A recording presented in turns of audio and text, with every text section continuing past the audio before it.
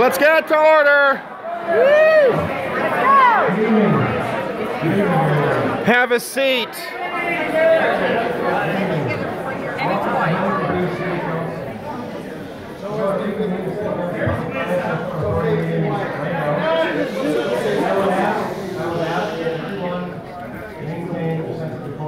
have a large crowd, we have some issues to discuss and some business to conduct.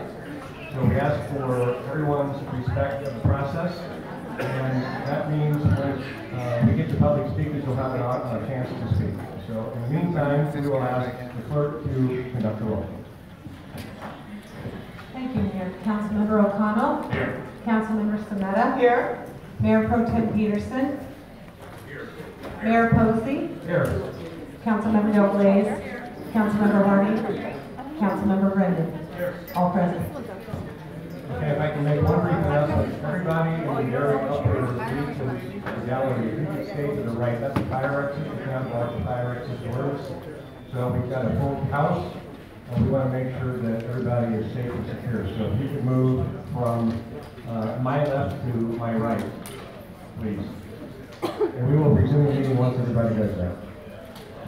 What did he say? Okay. Well, they can't stand up there. Mr. O'Connell, lead us in the flag. Yes.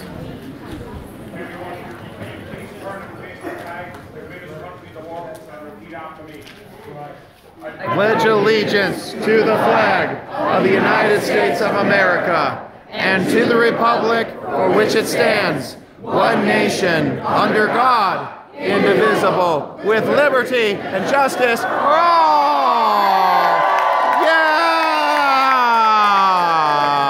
Evidently, they have a different idea of what liberty is. They don't seem to know. They don't know what liberty is. Yeah, that's right. They believe in slavery. Invocation. Stand for the invocation. Let's see who actually stands for it. Yeah, let's This prayer is taken from the Central Conference of American Rabbis prayer book, Mishkan Tefillah, dwelling place of prayer. O guardian of life and liberty, may our nation always merit your protection. Teach us to give thanks for what we have by sharing it with those who are in need. Keep our eyes open to the wonders of creation and alert to the care of the earth. May we never be lazy in the work for peace. May we honor those who have died in defense of our ideals. Grant our leaders wisdom and forbearance. May they govern with justice and compassion. Help us all to appreciate one another and to respect the many ways that we may serve you. May our homes be safe from affliction and strife, and our country be sound in body and spirit. Amen. Amen. In Jesus' name. In Jesus' name. That's right. In Jesus' name. Michelle Steele began the meeting with his name. Yeah. There's no other name under heaven that can That's save. right. Under heaven. We're here, folks. We did it. Hicimos. There's the mayor. He's going to do some presentations. Have a little order, please. Talk about some of the agenda items. I can't imagine what we're going to be talking about. I'm not sure if you guys do either. I would like to call up, if I could, please, Stephanie Liu of the Fair Housing Foundation. Hi, Stephanie. Well, we got lots of police. On behalf of the City Council, we are proclaiming this Fair Housing Month, April 2008. And I read through this, and I want to read the most prescient paragraph in this. Whereas this year marks the 50th anniversary of the Federal Fair Housing Act, the original legislation targeted the elimination of housing discrimination in America. Thank you. I just want to take this opportunity to thank the city for proclaiming April as Fair Housing Month. We've enjoyed working with the city and hope to work with you further to further fair housing. Thank you very much, Stephanie.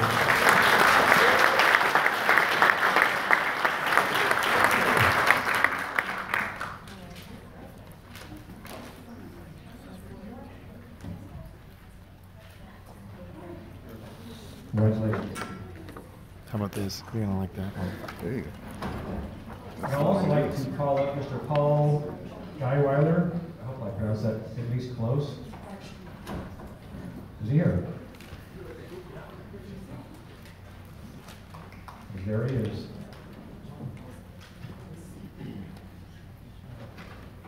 Am I close on the pronunciation?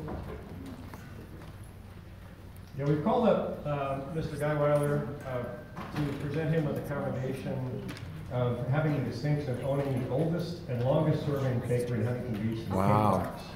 Yay! Yay! Make me a cake. 45 years almost. May 1st is the 45th anniversary. Wow. I was looking at your website. Chris McDonald alerted me to you. And you have some kind of an oven that does something with, can you tell us a little bit about that special oven you have? It's a Baumkuchen machine on which you bake Baumkuchen, which is a German specialty. And nobody except Huntington Beach has a machine to produce these Baumkuchen, and we ship them, nationwide. Wow. Your customers, did you say you would ship one to the White House at least once or twice, or? No, Oh. I worked with the pastry chef at the White House that was pastry chef for 5 presidents. That's close enough. Yeah, in Paris. All right, well, let me have a commendation from City Council, and I want to at least read the first paragraph. And whereas Paul is a world-renowned master pastry chef, We have immigrants who came legally, contributed. Mr. O'Donnell there's from Ireland. And I get he's from Germany or Austria. Los Angeles Times, Orange County Register, and KTLA Channel 5, and the HB Local News. I read that newspaper too. Thank you, Paul. Yay! Yay!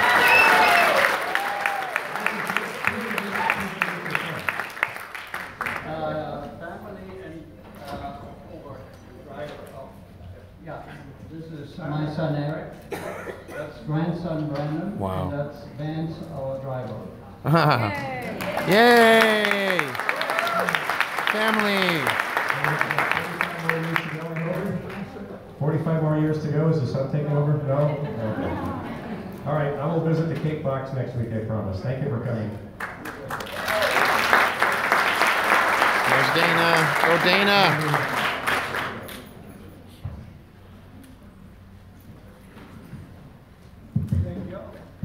Thank you so much. Dankeschön. Thank you. Bitte sehr.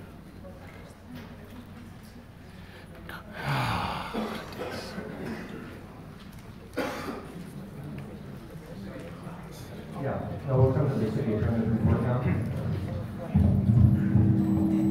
Thank you, Mayor. Yes, I do have a report tonight. Thank you.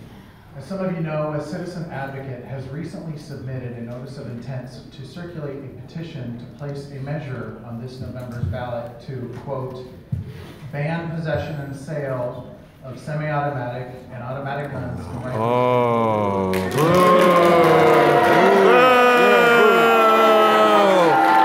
Boo! Perversion. It's already bad. Friends, we have a time for public speakers. You'll be heard during public speakers. Thank you, Mayor. To ban the possession and sale of semi-automatic So and automatic stupid. guns and rifles in the city of Huntington Beach, So calling dumb. upon such Huntington Beach gun owners to turn in their weapons. Oh my God. That is anti-constitutional. Okay, Keith, check it out. You know why they're doing this? To build up the Some Democratic residents have turnout. already That's right. That's the received only reason this why. petition by mail. While California law requires the city of Huntington Beach to facilitate and even assist a citizen advocate with a petition, preparing a petition statement and preparing a ballot measure, no matter what the proposed issue is, this particular proposed gun ban is overly broad and Yep. unconstitutional as it violates the Second All Amendment. right. Yeah! Yeah! Yeah! Yeah! One rule of law. Thank you, Mayor, among other federal laws. Thank you to the City Council for accepting and approving my recommendation in closed session this evening in a 7-0 vote to allow me to file a lawsuit in Superior Court of California seeking an injunction to prevent this gun ban, which violates the Second Amendment of the U.S. Constitution, outrageous. from being placed on the November 2018 ballot altogether. It's about driving up turnout. Yeah! Yeah! All right. Okay, please, everyone. There's Helena. Okay. And we can get through this. A lot better if we behave. I'm gonna try. Okay, do we have any supplemental communications? Whoa, so much hate. Yes, we do. They're violent. For consent item number 1, it's a memo from myself, just identifying corrections and then it's nothing substantial. But when you vote, I will indicate that they were amended by supplemental. They're hateful. The public hearing items I'll announce at the time of the hearing. For administrative item number 13, a PowerPoint communication entitled Central Park West Organic Chemical Pilot Study and Organic Turf Management received from our Public Works Department. We received 11 email communications regarding chemicals and pesticides.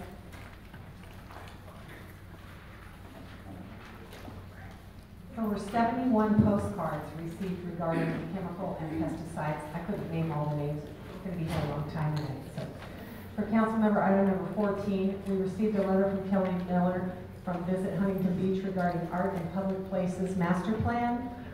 On that item as well, 20 email communications regarding art and public places.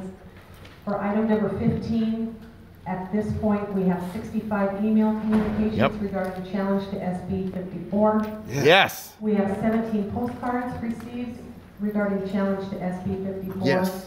We received 5 calls in support of and 2 calls opposed to challenge to SB 54.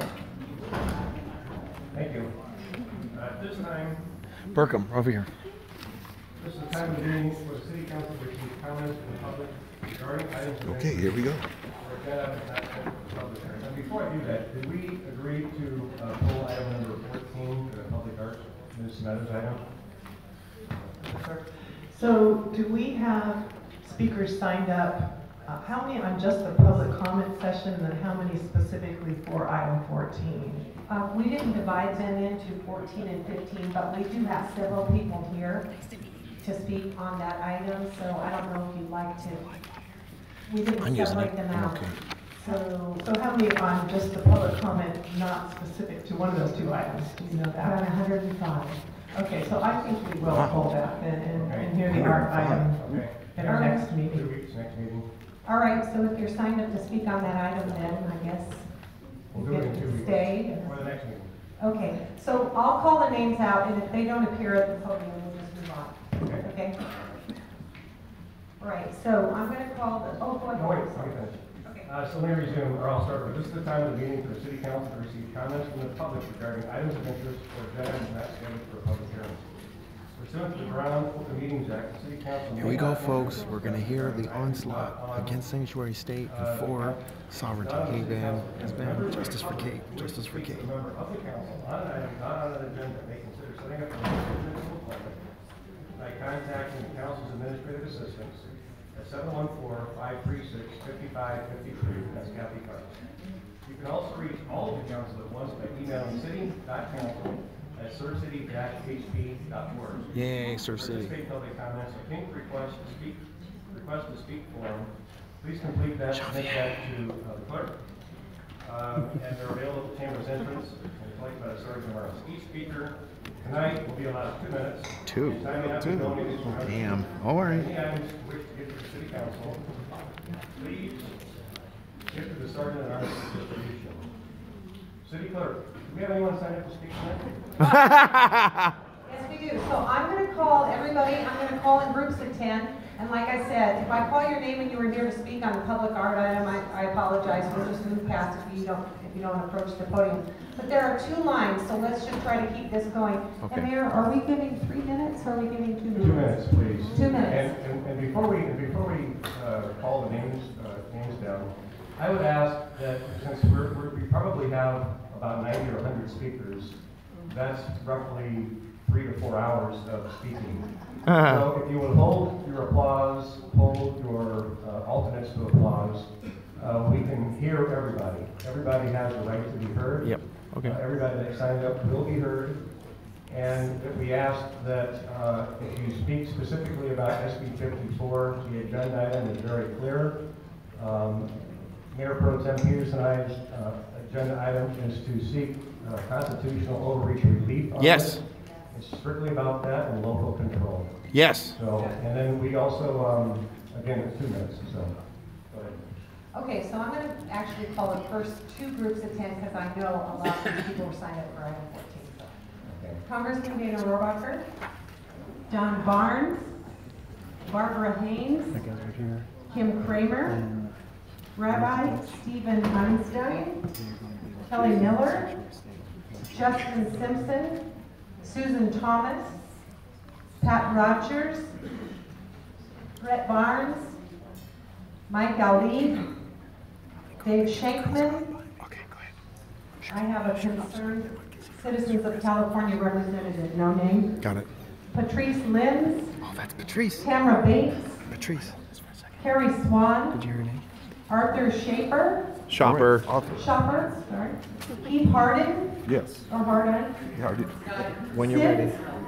Spinnick. Gracie Vandermark. Ben Bergwald. That's it. Please approach the podium. Congressman, welcome. Pardon me? Sorry, Missy. Mayor Pro Tem Eric Peterson, Mayor Mike Posey, members of the City Council. I'm here to support City Council. It's okay. Don't worry about it. For City Attorney Michael Gates to prepare and file a lawsuit against the state of California and the state attorney general challenging the legality of SB 54 on constitutional grounds to preserve the right and ability My name was mispronounced. to continue to exercise local control. I'm gonna. The line is I'm right in front of Arthur as far as in the list. I'm out of order too, so it's really, Doesn't matter. I know. Yeah. It's pretty. This state and this city. Sanctuary cities and states are well intended will do nothing more than attract more and more and ever more This is Congressman Rohrabacher. illegal immigrants into our state. And even worse, this particular item, SB 54, will attract even more criminals who have to be illegal. Yes! The illegal immigration invasion of the United States, especially here in California, has dramatically undermined our quality of life, the quality of our health care, the quality of our education of our children. All have been brought down. Even our wages have been bid down. The wages of our lowest income people have been bid down, and as has low income housing been taken because of the flow to our economy. That's right. American people and people here deserve a right to have their government. Shh, would you please be quiet? Not from other Americans. We are all Americans of every race, religion, and ethnic group. But from people on the outside who come here illegally, there shouldn't be any question as to whose side that we are wrong. Today, SB 54 isn't just about illegal immigration.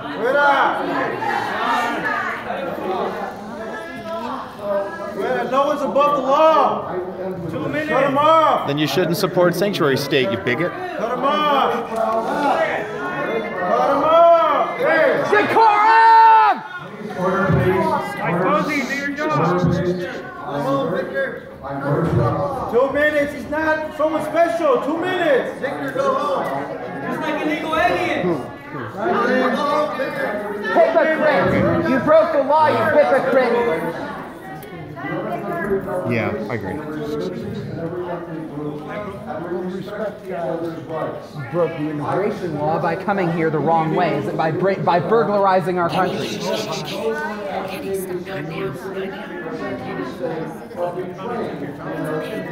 Yeah!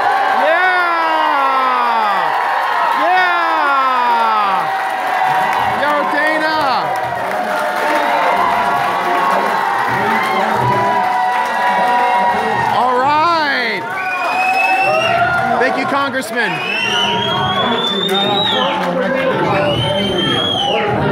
If you're going to support my opponent, for God's sakes, he's undermining all the Patriots. Thank you. Thank you. Worry about that guy. Our timer is apparently not going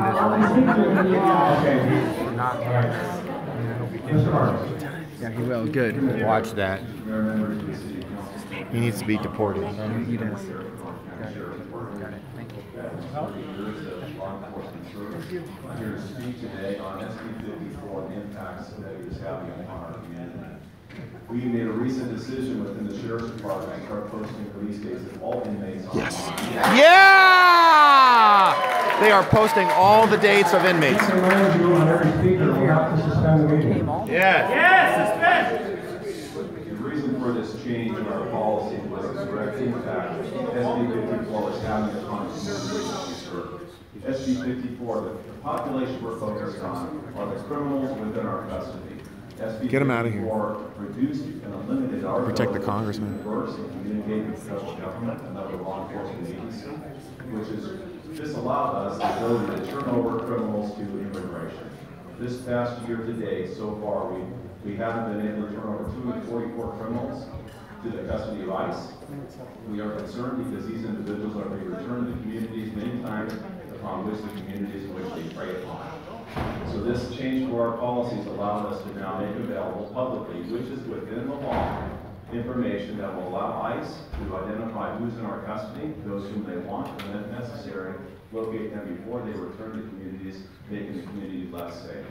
Our goal has always been focused on criminals and not on members in the community. We do not, nor have we ever been, responsible for immigration enforcement at the local level. We have to protect everybody within our community, regardless of immigration status. That's the way it's always been. We do not want it any different. That said, we have an obligation to protect the community from criminals. And regardless if you're illegally or illegally, if you're committing a crime, I know I speak for public safety, we are coming after you. We use every tool available to hold you accountable for the crimes you commit. That's always been our mission. It's always been our goal. This is immigration to the charged issue. This is not an immigration issue. This is a public safety issue focused on the community and keeping our community safe. Thank you. You're welcome. Thank you. All right. Next speaker, Rabbi Einstein. Thank you. Mr. Mayor, Mr. Mayor Pro Tem, honored members of the City Council, I'm back. Rabbi Stephen Einstein, founding Rabbi Emeritus of Congregation B'nai Tzedek, and past president of the Greater Huntington Beach Interfaith Council. I thought that at this holy season, some sacred words might be good for all of us to hear and to reflect upon. It's a very special time for Christians. Lent has just completed and has culminated in Holy Week and Easter, the day of redemption. For Jews, we are in the midst of Passover, the time of freedom, when we are bidden to seek freedom for all. Two great teachers in the first century, Rabbi Akiva and Jesus of Nazareth, both pointed to one verse in Scripture as the most essential. And it is this one: love your neighbor as yourself.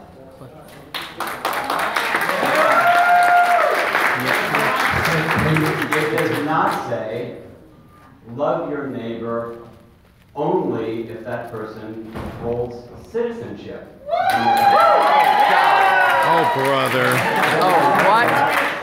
The scripture that Jews and Christians alike turn to for guidance and for strength. That's a misrepresentation of it for sure. Exactly the opposite. Please hear the words. be You shall have one law. Exactly. Yeah. For citizen and for stranger. Israel has a wall. Two walls. Yeah, they do. Israel. If that verse were true, then all the Palestinians would be deported from Israel, and they are. There are 2 walls in Israel. 2 walls. There's a misuse the word of God. Yeah, that's stupid. Please get the microphone closer to you so we can hear you. Thank you, Mayor and Council, for hearing us tonight.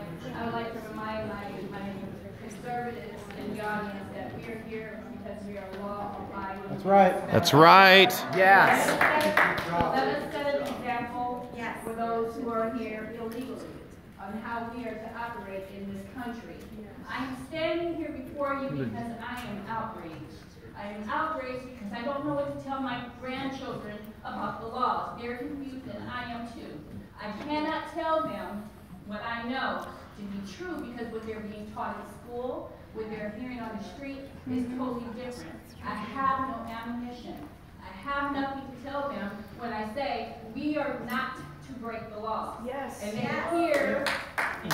hear of others coming into this country illegally. Not only that, but they are getting away with things that regular citizens cannot get away with.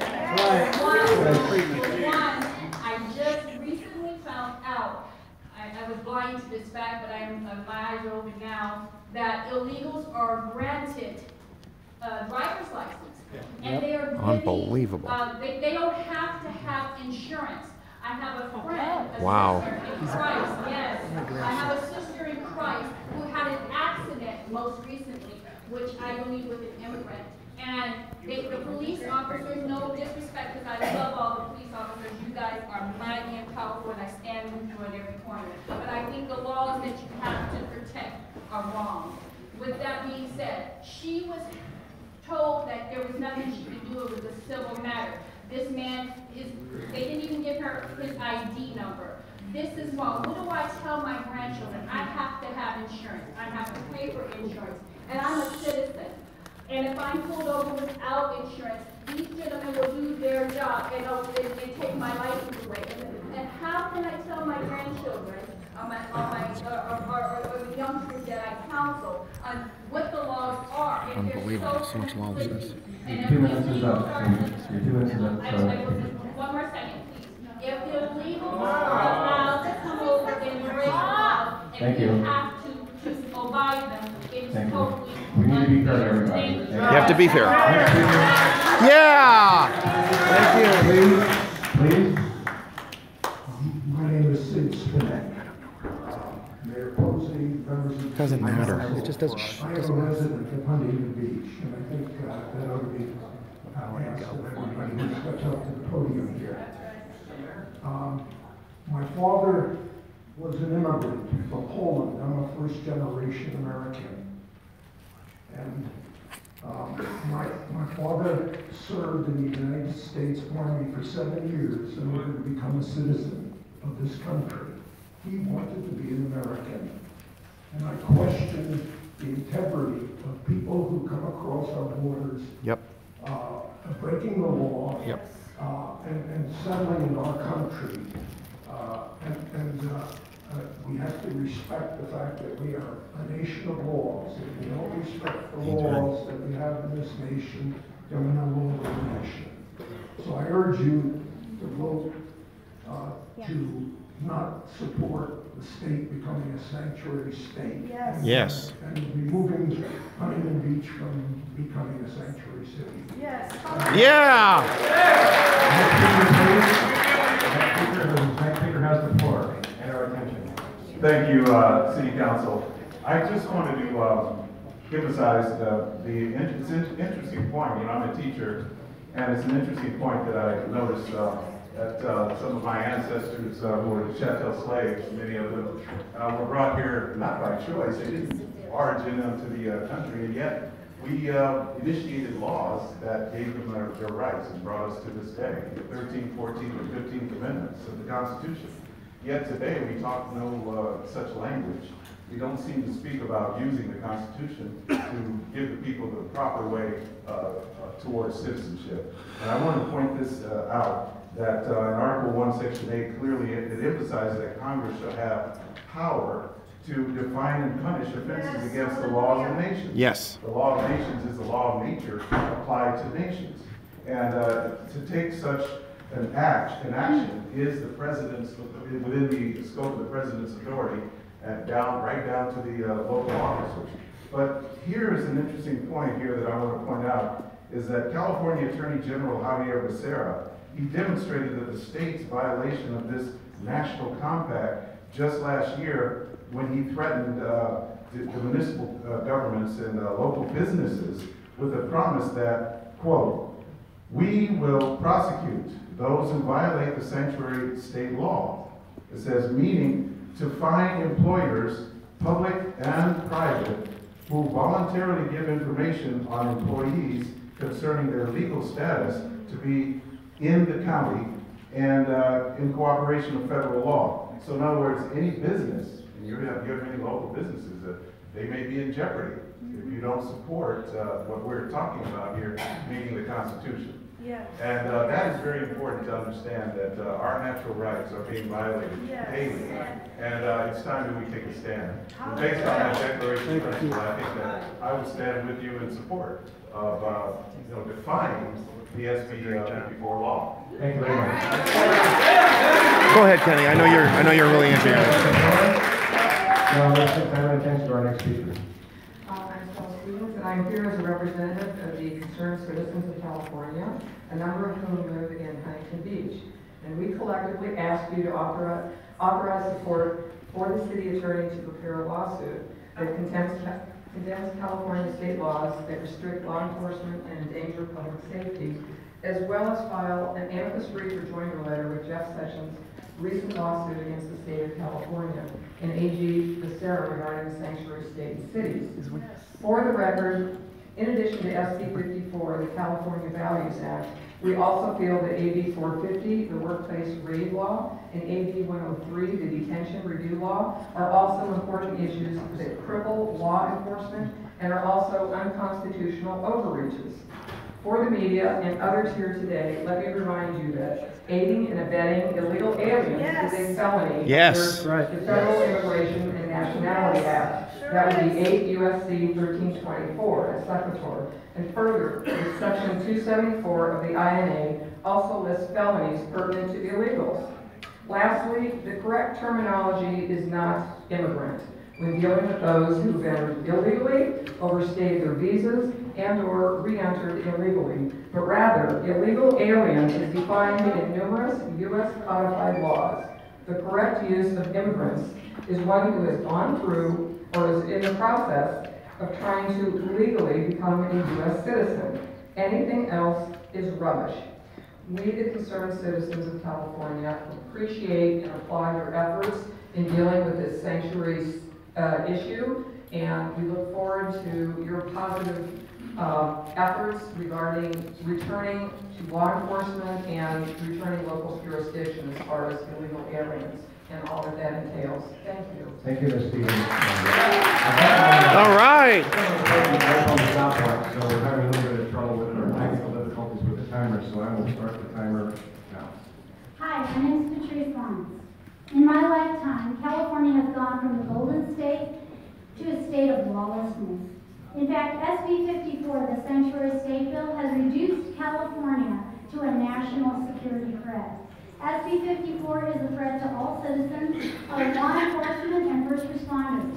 It is incumbent upon our cities to pass ordinances, resolutions, and file lawsuits opposing SB 54 and protect our public safety and save our state. Under the decision in Arizona versus United States, California cannot interfere with the federal government's enforcement of immigration laws. Please vote yes on item 15, and thank you. Make California great again. Yeah! Hello. I came all the way here from I biked all the way here from the success story that is Mission Viejo to attend this. I am Kenny Strong. I mispronounced my name earlier. It is very important that we recognize the difference between immigration and burglary. Immigration is when you come here legally through the proper vetting process, when you come in through the border checkpoint and you get papers. Burglary is when you trespass across the border. These people, our opposition, does not understand this. Moreover, it is very important that when we enforce that when people come here illegally, when they break the laws to come here, that the laws be enforced properly. And as I mentioned in Mission Viejo, they vote and this is of course if you just count illegal immigrants alone, they vote over 90% in favor of big government social policies like welfare, state and stuff that have a negative impact on businesses, they have a negative impact on everything. And Javier Becerra openly said that he's willing to violate private property rights to basically deal with these people. So I urge you to vote. I urge you to do what my home city did and vote in favor of item 15. Thank you. My name is Arthur Schopper. I am a proud Californian and a proud American. This country, this state is still very much America. We demand the rule of law be enforced. I urge you to pass a resolution opposing Senate Bill 54, pass an ordinance. Be the second domino with Los Alamitos. That was the second shot heard round the world. And let it be a sound of restoration for this Bear Flag Republic. A little history lesson. This is not stolen land. This is land that was bought and paid for. And even the Mexicans themselves wanted to become Americans. If it's stolen land, it's the Democrats trying to steal it, but we're taking it back. We insist on the rule of law. Don't stop there. We want an amicus brief, not just with the lawsuit, but we want a criminal indictment against Jerry Brown.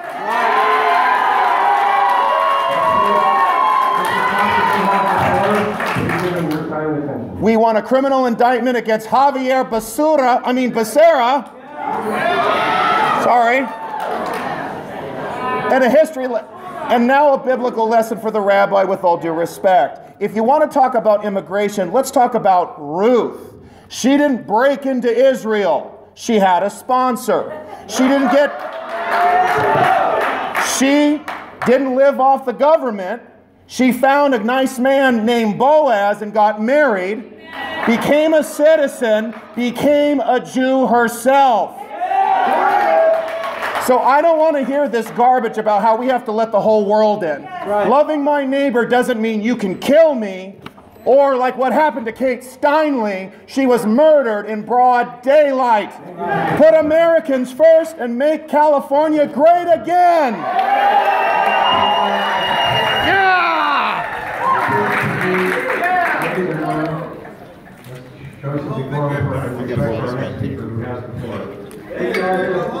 That's God bless America. Okay. God bless our President Donald Trump. God bless you. Arthur, A-R-T-H-U-R, Shopper, S-C, cat, H-hat, H is in hat, A, apple, S-C-H-A, S-C-H, I'm sorry, S-C-H-A-P-E-R. E-R.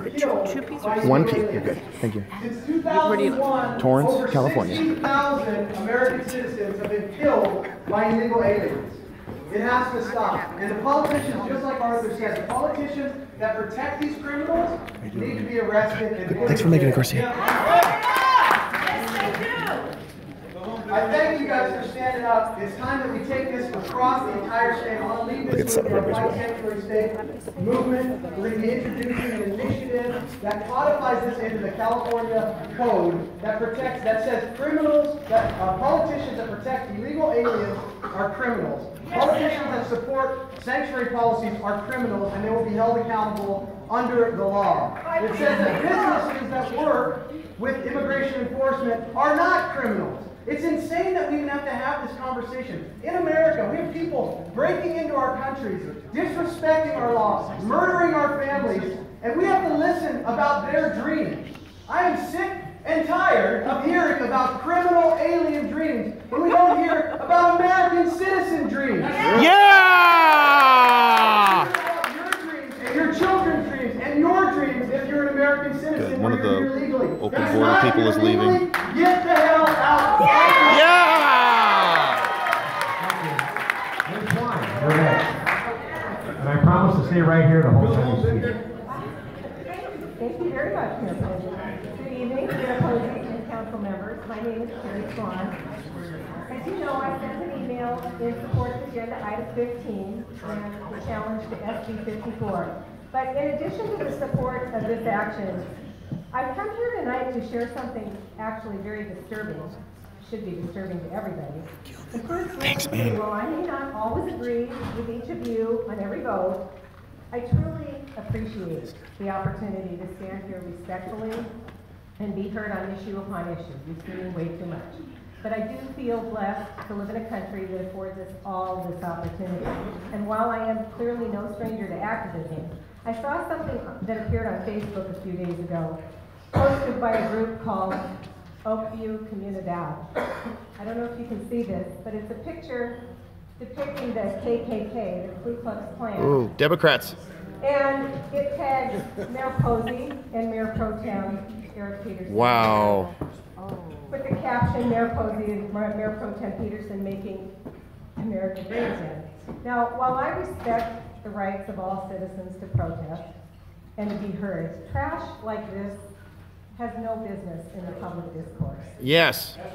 I find this particularly ironic this evening, given the study session earlier on our community block grants. For yet another year, it was recommended that Oakview receive a significant appropriation of the block grant funds and additional police support.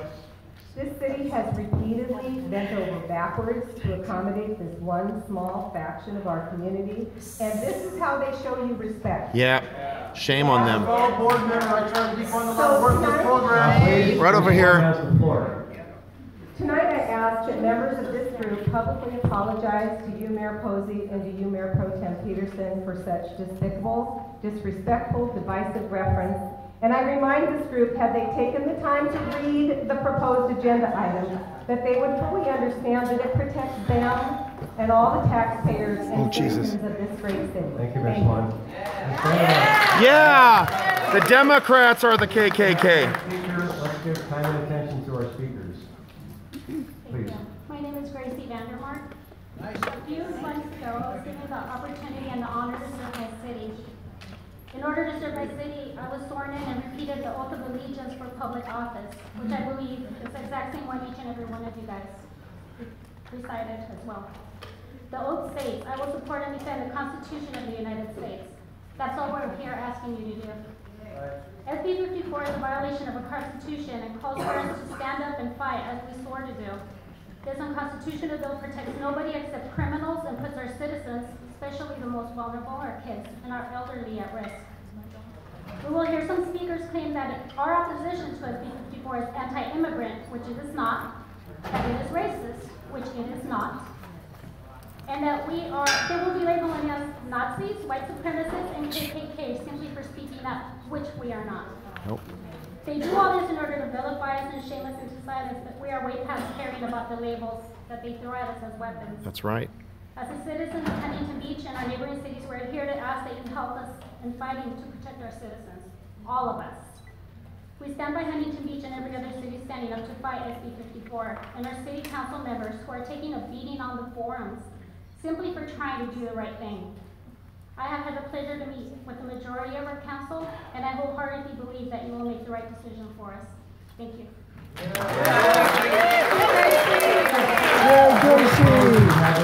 Gracie! Yes, several more, and I should have this button over here with the timer working. We have the timer working now? You gotta stop us. Okay, all right, go ahead. Robin Vixton, Juana Beck, Genevieve Peters, Heifers. Lenore Ferris, Elsa Aldugar, She said it right. Robinson, Robert Loughton, Bethany Webb, Skillian Inofre, Perfect. Lisa Anton. And for the record, it's pronounced Jean-Vier.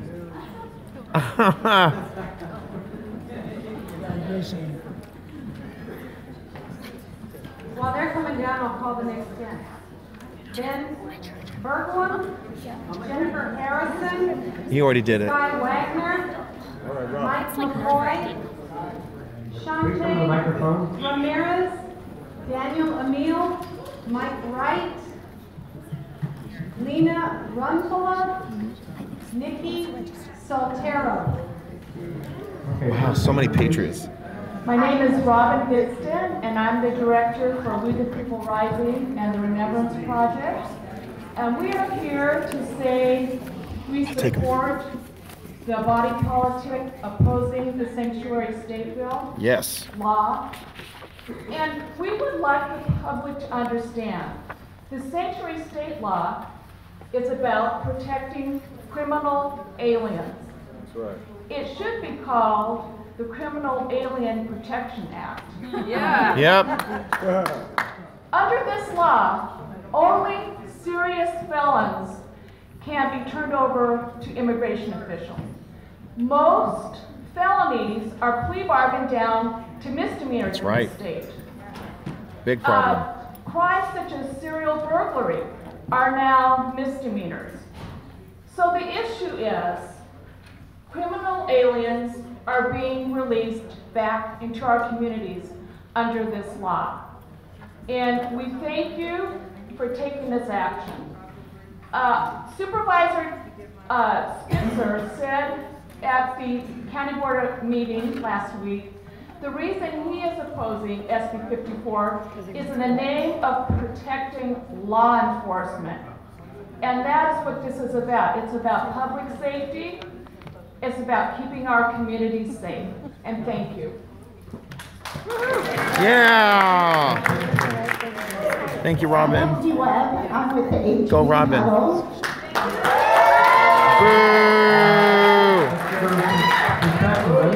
HB Huddle is Huntington Beach resident. I'm a 40-year Huntington Beach resident. You look like you're I'm 50. A homeowner. Therefore, I do pay taxes. The lawsuit that you're talking about, we believe, is a waste of taxpayer money. There's something else that Huntington Beach is. It's a nice shirt, yeah. It's a community that has always been filled with different politics, different people who have friends and neighbors that think differently. But we have been, at least Huntington Beach, You can, is a place of inclusion. No, not quite. Undocumented. Okay. What's going on with John and Kim? Undocumented or less likely to commit a crime because of their deportation. Okay. Okay. Yeah, I mean, yeah, he's taking my seat, so I'm over here. You're looking for something? Yeah, it's probably underneath.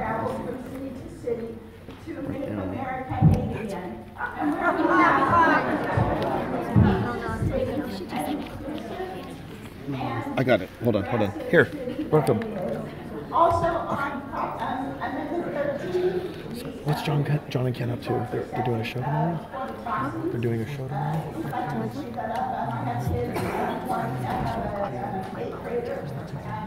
Oh, for Travis Allen? Or? No, this is to show the gas tax land and send the recall ballot for Josh Newman. Right. 1:30. Okay. It's going to be at the Venus Club in Anaheim. Okay. Okay.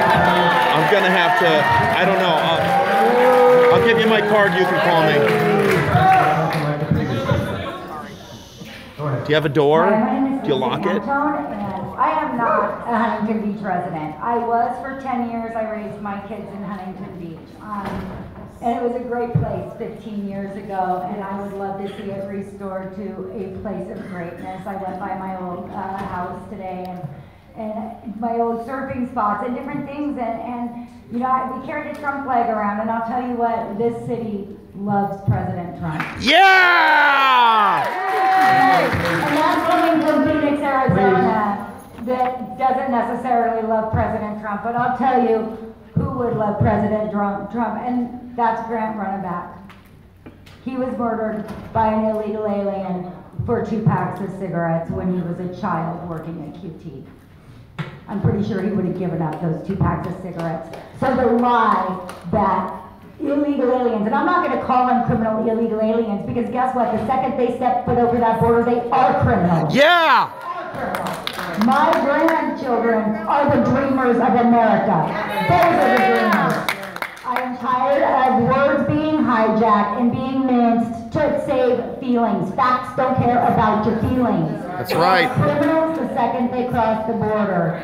American dreams are for American people. Yes. And the sanctuary policies of California absolutely affect every single Arizona citizen. We are your neighbors. We have a porous border just like you. We are fighting the same fight. And it's horrible. Somebody mentioned we get called white supremacists and Nazis and racists, and it has nothing to do with that. Illegal is not a race. Illegal is a status. Yes. We take in 1 million legal immigrants a year and we embrace them. That is our responsibility as Americans. It is not our responsibility to play catch and release. I will not call them criminal illegals. They are illegal the second they come in, and it's got to stop. Yeah! Arizona love. Who's the cop killer that killed the cop? Give me a sec. I don't know his name. I'm here to remind you that sanctuary city policies are a danger to American lives. The problem with California harboring and protecting illegal aliens doesn't keep your illegal problem contained to one particular area. There's absolutely no way to prevent criminal aliens from driving across state lines and committing additional crimes, murder, rape, intoxicated driving. There's no provisions in place to stop previously deported criminal aliens who are released and given sanctuary from deportation and then set back on the streets, able to travel back to Arizona, cross other state lines, and kill our American citizens, okay? Sanctuary city policies are killing Americans. Brandon Mendoza, Sergeant Brandon Mendoza, was killed by a previously deported criminal illegal alien who was given sanctuary in Colorado and traveled to Arizona and killed this officer. Terrible. Okay, do you think Mrs. Mendoza, she doesn't want to be separated from her family. She will never see her son again. That's right. Okay, so this comes down to you, Mayor and members of the council. You tell me, which American life are you willing to sacrifice to give sanctuary to illegal aliens? None. Deport all illegals. Yeah. All right. Go Arizona. Yes. And an Orange County resident for 60 years, so I've been here for a while. Okay, when sanctuary city officials refuse to honor ICE detainer requests, they are putting the public and law enforcement officers at risk. If ICE cannot arrest illegal or criminal aliens in the controlled environment of the police station or jails, it must perform its lawful immigration enforcement duties in the workplaces, in residences, or in the streets. Even worse, like example in Oakland, when sanctuary city officials warn illegal aliens about possible upcoming immigration enforcement activities, they allow criminals to prepare themselves, endangering innocent bystanders, and putting law enforcement at greater risk. Come join the fight with Orange County Board of Supervisors and Los Alamitos, Mission Viejo, and make things right. Reject SB 54. And if not, you have no fidelity to the Constitution. Thank you very much. Yeah! Hello, my name is Daniel Mill, born and raised in Southern California. Long-time member here. I live in Huntington Beach now.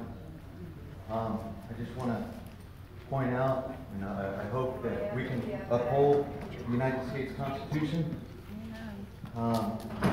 It's something that I feel we're getting way away from. It's what gave us this nation. It's what gave us the rights to be able to come in here and for everybody to be able to speak freely in here. And I feel we need to uphold the law.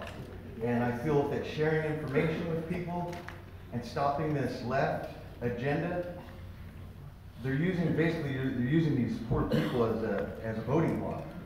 Yep. Let's look at the Democrats. What have the Democrats done for Los Angeles?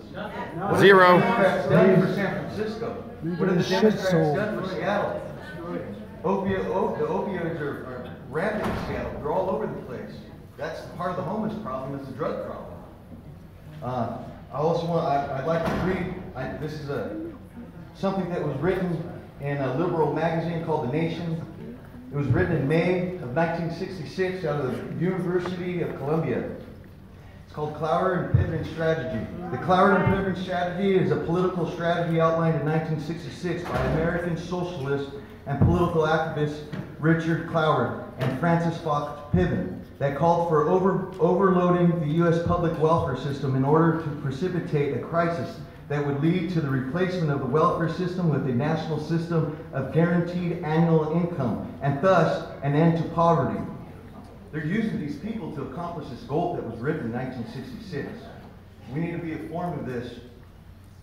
This was written at one of the major universities, and this is what they're pushing. I just ask that we uphold the law and we put an end to this leftist agenda.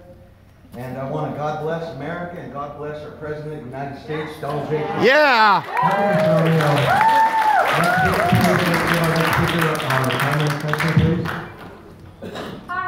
my name is Sky Wagner. I'm a local HB resident, and I'm here to talk about the constitutionality and the effects of SB 54 on local law enforcement, which is what Agenda Item 15 is talking about.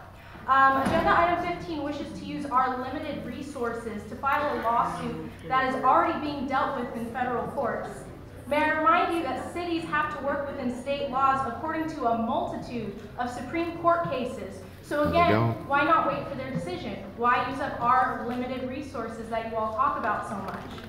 SB 54 allows our local police to arrest an undocumented immigrant that commits a crime, just like anyone else that commits a crime. SB 54 prohibits local law enforcement from putting themselves and the city in jeopardy of millions of dollars in lawsuits by not fulfilling unconstitutional detainer requests that violate the Fourth Amendment when fulfilled by themselves. So they're unconstitutional when not accompanied by a judicial warrant or a warrant for determination for probable cause. That has already been determined in courts around the nation. So again, why make HB and Orange County our case study and lose millions of dollars? For example, if you all want to politicize the death of Kate Steinle, which her family has repeatedly asked you all not to, let's remember that ICE did not do their job and give a warrant, so that way San Francisco could San Francisco didn't do their job. Work with that detainer request. So that is ICE's job, not local law enforcement. Wrong, they did get a detainer. The Orange County Sheriff's Office confirmed that they in fact can work with ICE in over 800 crimes, as well as respond to detainer requests when accompanied with the proper warrant. So I have no idea what the sheriff is talking about when they say that they have to release violent criminals if ICE would only do the job, the one job that they have to do, and not push this on our local law enforcement. So I would also like to echo the speaker who spoke before for the OC sheriff. Thank you, Ms. Wagner. Thank you, Ms. Wagner. Bye-bye.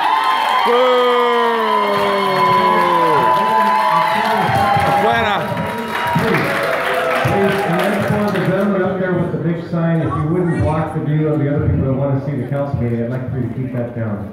Okay, next speaker, Mayor, City Council, my name is Stephen Alfred. I live in Huntington Beach, and I'm a Republican running for Congress in District 48.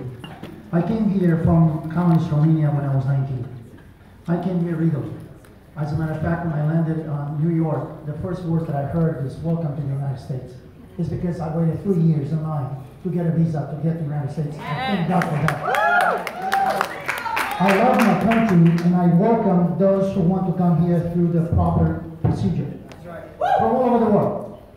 We must remember, however, that our country must remain a country of rule, must remain the rule of law in order to keep the place that we all want it to be. However, SB 54 does not allow our local governments to aid the federal government in keeping criminals off the streets and those seen as a rule of law. People who are here illegally also commit crimes and are left in the streets, and as and the immigrants communities that suffer because of it. I urge this council to stand up against SB 54 and allow our law enforcement officials to coordinate and communicate with federal officials. Now they have a chance to vote on this. I want you to vote against SB 54 and reject that. Thank you very much. Yeah. Robert Lumpton. Please pass your resolution and add weight to Attorney General Sessions lawsuit against California. The more people, the more cities that pass amnesty briefs and resolutions, it gives more weight to the Attorney General's website of the case against the California. And also, when communities are safer and the police are safer and ICE agents are safer, yep. When the illegal alien, while still in custody, is turned over to the ICE agent. The criminals in Sacramento know that when ICE agents are forced into the Hispanic community to find the illegal aliens, the process creates numerous problems. Causing problems in the Hispanic community is the purpose of SB 54. They want to cause problems, and they want to make the police the enemy of the Hispanic community. When the illegal alien is removed, you know, when he gets out of prison, when he serves a sentence, then he's turned over to the ICE agent. And then he starts the deportation process. It's a clean act. It doesn't involve the community. And so I ask you to vote for your resolution, and that'll add weight to Attorney General Jeff Sessions' lawsuit against California. Yeah! Go, Jeff. Hi, my name is Nikki Soltero. Now, Thomas Jefferson famously said of things that should qualify for offense, if it neither picks my pocket nor breaks my leg. This is the stand that I use when I look at the topic of illegal immigration. Does it pick my pocket? You bet. California pays over $23 billion annually for the care of illegals and their dependents. Included in that cost is $12.3 billion to K-12 education, $4 billion in medical care, $800 million in public assistance, $4.4 billion in administration of justice functions, $1.6 billion in general government services. State officials have conceded that the passing of AB 60, which gave driver's license to illegals, is at a cost of $64.7 million a year to taxpayers. Oh. So who's paying for this? They say that the cost is offset by the estimated $3 billion in taxes that illegals pay. Now, I'm not a math scholar, but assuming that's true, American citizens are still on the hook for $20 billion annually to keep up with these expenditures. I also contest that these same taxes that the illegals pay would be paid by Americans if they had those jobs. Yes. Because of Hollywood and Silicon Valley, California is the 6th largest economy. So why does California rate the highest in poverty? 24% of Californians live beneath the federal poverty line. So are the criminal illegal aliens that sanctuary cities protect, are they actors in Hollywood or tech geniuses at Google? Which of the economic stats do they contribute to? Now going back to the Jefferson quote, does it break my leg? Illegal aliens nationwide are 3.5% of the U.S. population, but 37.6% of federal sentences. Wow. They're 13.6% of all offenders. They're 12% of murder sentences, 20% of kidnapping sentences, 16% of drug trafficking. In California, they're 7% of the population, but it's 12% of the state prison population. Thank you, Ms. Soltero. Thank you. That's right. Deport all illegals. Deportarse. Thank you. Go ahead. Yes, hi, I'm Linda Rampola. Now, I'm a mom of 7. I'm a grandmother of 6. My children and my grandchildren were born in this state. I'm also Native American and Irish. My family was brought here in 1752 as indentured servants. Okay? When my 8th generation great-grandfather married Native American, we moved to the reservation. My family had to become American citizens. We are Native American. Yeah. Okay? Now, the Aztecs are from Mississippi. They are not from Mexico. What are you fighting for? You're here. Now, We have about 10,000 people fixing to storm our borders. Yeah. Are you prepared to take them to your home? Yeah. Do you have a door? You want to open your doors? Yeah. Unlock your gates. That's right. Everybody. Tear down your walls. Gates. 7 of them, if I'm not mistaken, for the 12 tribes. Okay? Heaven doesn't want illegal aliens either.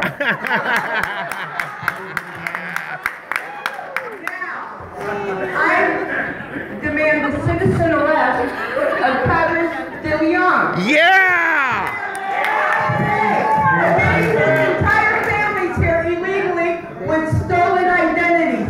How in the hell are they paying taxes?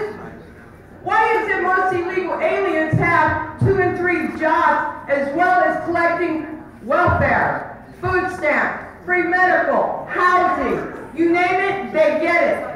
I have a daughter that's a widow with 3 children.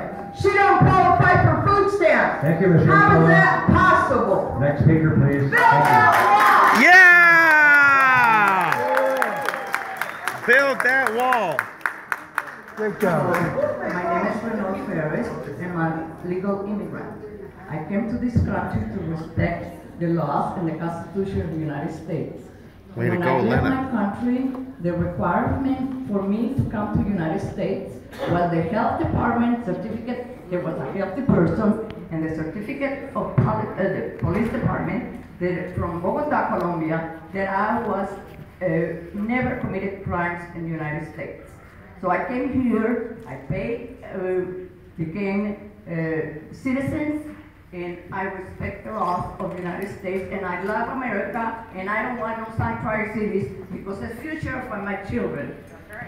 And I was a single parent with 5 kids, working very hard to support those 5 kids. I never asked for welfare. I worked my butt off. Can I hold one of your And slides? I respect and love the United States. Take it back. And I love Donald Trump. Thank you very much. Yeah!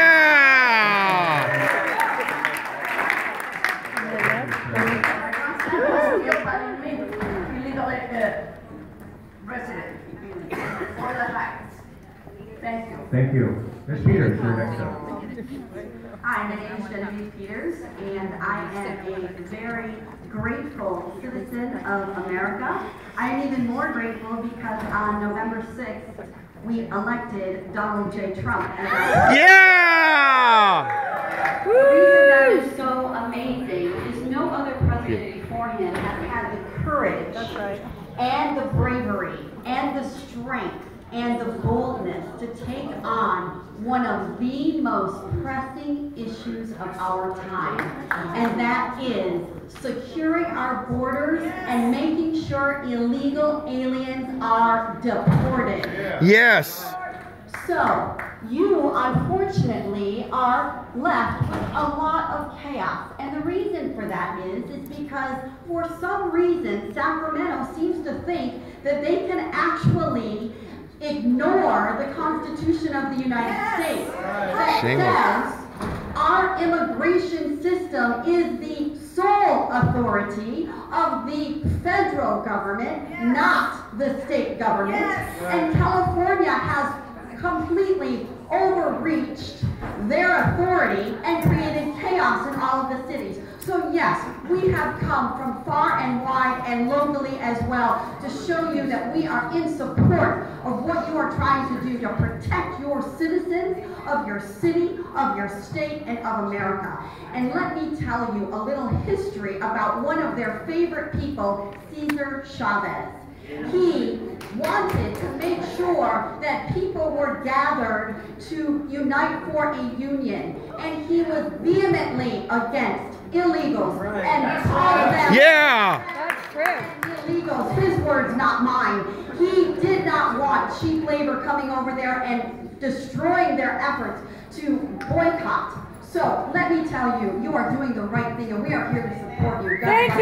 Yeah! All right.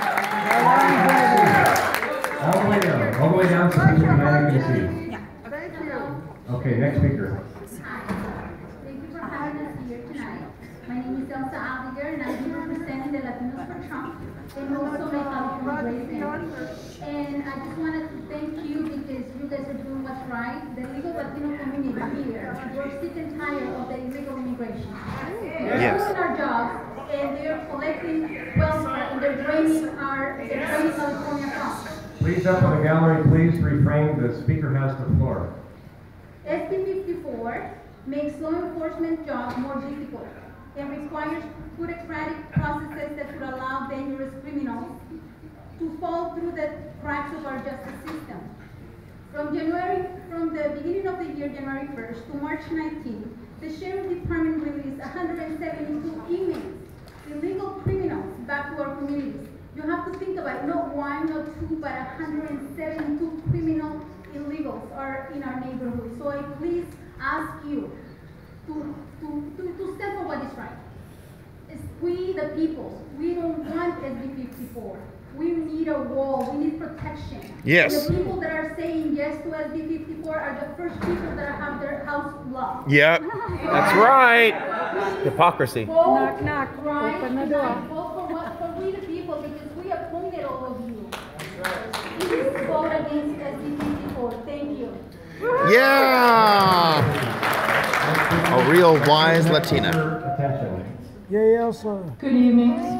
My name is Betty Robinson. I'm a lifelong resident of Southern California. I'm here to address the issue about the revolt against SB 54. To be clear, this is an issue of public safety. Public safety should be the first priority of all elected officials. SB 54 endangers the public as well as ICE agents who have to go into the communities to retrieve the illegal alien criminals who were released rather than being turned over to ICE.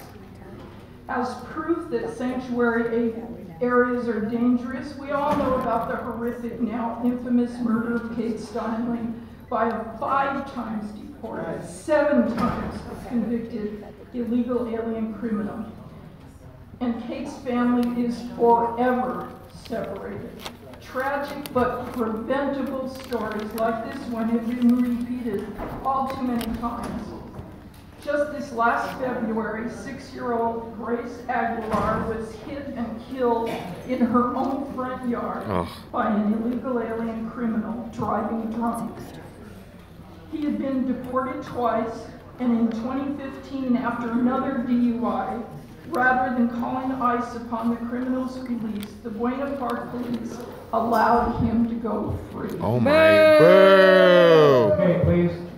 Keep in mind, it was Senator Kevin De Leon who authored SB 54, and as somebody previously said, he's the one who publicly stated that half his relatives are here illegally, and they had to buy fake IDs in MacArthur Park to survive. We see that many legislators in Sacramento and Washington, D.C., like Kevin De Leon, are more concerned with those here illegally than the citizens.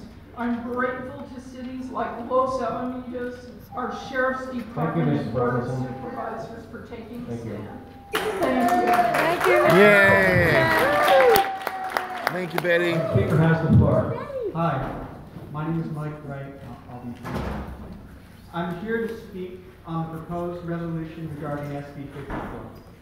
I support the proposal before the board to oppose the unconstitutional SB 54 sanctuary state provision. As the rabbi said, we shall have one law for all people. Did you hear that, Chanel? We shall have one constitution for all people. One rule of law. That's right. SB 54 is blatantly unconstitutional. It prevents our law enforcement from working together to keep criminals off the streets. This isn't about race. This isn't about some mass deportation. This isn't about immigration raids. This is about supporting the Constitution, showing that California cannot flaunt federal immigration policy. That's right. If we allow SB 54 to stand, then what else can the Democrat supermajority do? What other parts of our Constitution can they stomp upon? That's right. We love our neighbors, but we also need law and order. Yep. So we can live together peacefully as a people. Stand against SB 54 and vote for the resolution before the board. Good. Yes.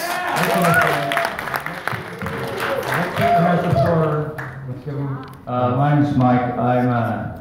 I come here and Please, for the record, your last name. McCoy, Mike McCoy. I'm here to ask respectfully that you oppose SB 54 to send a message to our governor. And another thing I would like to ask you all is to show respect and vocally support our president. And I would like to quote our president. He said, "We will build a great wall. And then we will start removing illegal aliens. Yes. And then we'll have a rejuvenation in of our lives to be rid of all these millions of unwelcome. Nobody asked them to come here. They just showed up. To remove them all out of here. And that means you, whoever said that. Yeah. Thank you. Deport all illegals. Close the door. Don't let it hit you on your way out. I will insist upon it. Next to Peters. Ben Kirkland, He's gone. He already spoke. Gerald Thomas, Adam Wood, Sylvia Calhoun, Jennifer Martinez, Anna, There you go. Jessica Runfla, So much support. This is so awesome. See you guys next week. All right, Tamara. Thank you so Let me much. give me a sec. I'll give you a card. And I wanted to remind everybody that Councilwoman Semedo's item regarding... Oh, you will. Also, you got it. I got it. Give me another one. I gotta pass that one over to my sister. Thank you. I'm here to speak about that. It's not on the agenda today. No, I'm not leaving. I can't guarantee I can go on the Thursday, though. I don't know. Okay, can I do a commercial? Okay, go ahead. Hi, everybody. We're hoping that anybody can come and join us Thursday from 2 to 6 o'clock. Live radio, Carl DeMaio, who will be they're collecting signatures for the 17-cent gas tax that has been shoved down our throats here in California. It's going to be John and Ken will be there. I really want everyone to come. It's going to be at the Phoenix Club from 2 to 6 p.m. I gotta wrap it up. Sorry. Whatsoever of the quote sanctuary city. The term sanctuary city is a misnomer. Yep. The concept of harboring dangerous criminals should actually be called sedition city. Yep. I will not belabor that point any further, except I wanted to share a brief story. Several of the people in the room tonight and I went to a city council meeting, I think it was in late 2016 in Claremont, where they were debating sanctuary city. Yep.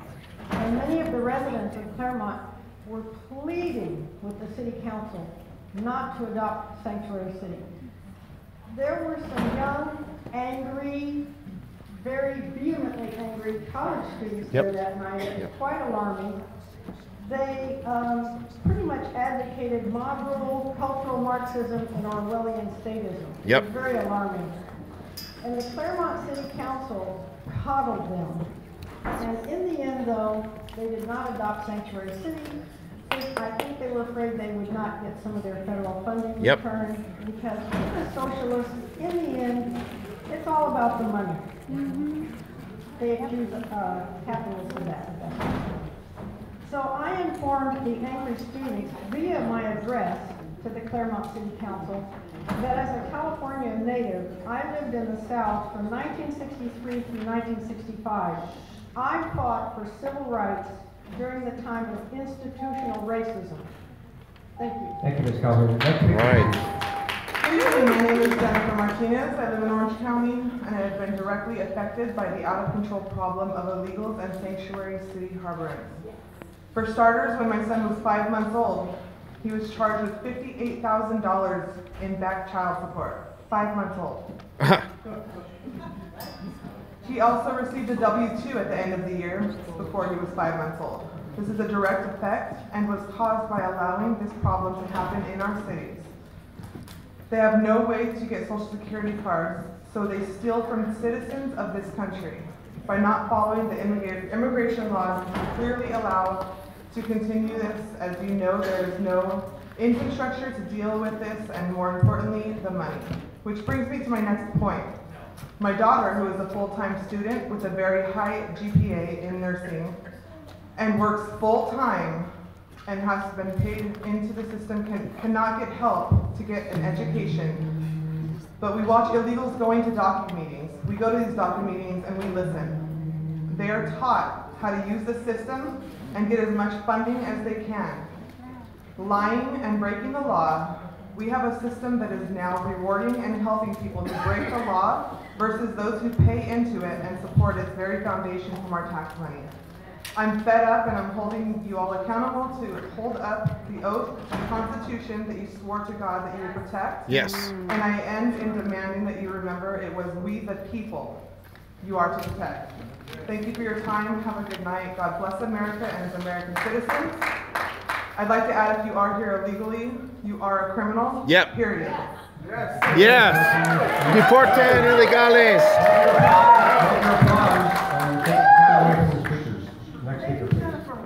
Good evening, Mayor and City Council members. My name is Jessica Roncola, and I'm a new resident to Mission Viejo, a former resident of Fountain Valley, born and raised here in Orange County, and have spent a great portion of my childhood here in Huntington Beach. I would like to state for the record that I am not a Nazi, not a white supremacist, and not a sympathizer of the lights. I felt like it was necessary for me to add that since that's what we are being called here. But anyways, I have aunts, uncles, and cousins who grew up and still reside here in this beautiful city, and I consider it to be my home away from home. First of all, I'd like to thank you all for considering this decision to opt out of the very illegal and unconstitutional law, SB 54, that is being forced upon us by the Three Stooges up north. Senator Kevin J. Leon, an Attorney General of California, and Xavier Becerra. It is a wise and courageous move on your part, and for that I thank you. Thank you. On March 19, 2018, I had the honor and privilege to witness in person the very first city in California, Yes. Los Alamitos of my Orange County, take a stand against this harmful action known as Sanctuary State Law, SB 54. I'm proud to mention that I was also in attendance for both resolutions made by the Orange County Board of Supervisors and the Mission Viejo City Council on March 27, 2018. I am very happy to say the least that I will continue to show my support to any and every city here in Orange County that decide to stand with Los Alamitos and Mission Viejo in opting out of SB 54. SB 54 Sanctuary State Law is not only harmful but deadly and violates federal law. This insane law that was passed without our vote is dangerous to our safety, of our communities as a whole, and to the safety of every law enforcement officer that we have. It is crucial that you city council members and officials stand up to this lawlessness going on and vote to opt out now. The United States Attorney General Jeff Sessions is cleaning house and will be draining the California swamp soon. Thank you, Mr. Yeah.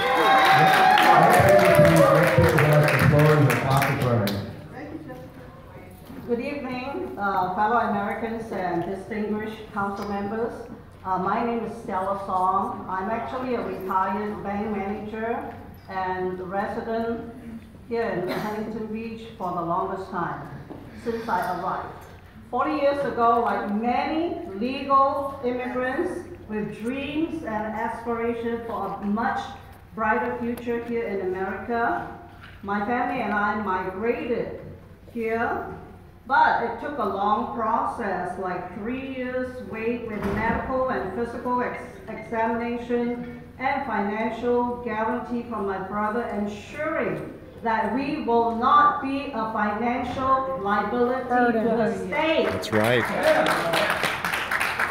Now, with the sanctuary state in process, my children and my grandchildren, my nephew, my nieces, my friends and families, they have all moved out of state. They're fleeing California, and if we are not careful, not just thousands, but millions will be leaving California, and what will we have left? number one in homelessness, number one in poverty. Is that what we want? No! See, we need immediate change. Yes. We cannot have sanctuary state. You know, in the Bible, it talks about sanctuary, but sanctuary only protects the innocent until proven guilty. I vote that we opt out. Yes. And in fact, I am so proud of Travis Allen because he is the one that initiated the challenge and the call to President Trump to reverse sanctuary state. Thank you, Ms. So, thank you. Yeah!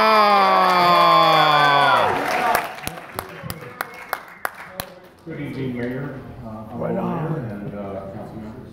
My name is Bill Larkin, long-time Huntington Beach resident, and I guess in full disclosure, also a Public Works Commissioner. But tonight, I'm just representing myself, and I'll keep it kind of short because there's a lot of voices out here.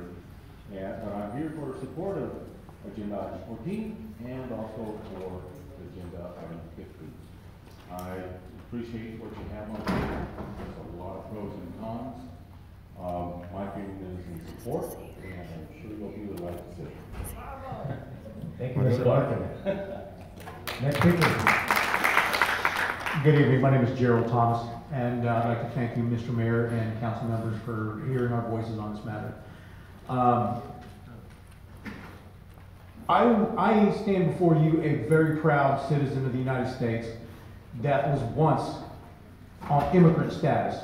When my mother and I came over here 45 years ago, nobody offered us sanctuary or an easier way. You know, they told us, here's what you have to do. You have to become an American citizen, and here's what you have to do. And we did it. And we worked our butts off. We paid our dues, and we waited in line.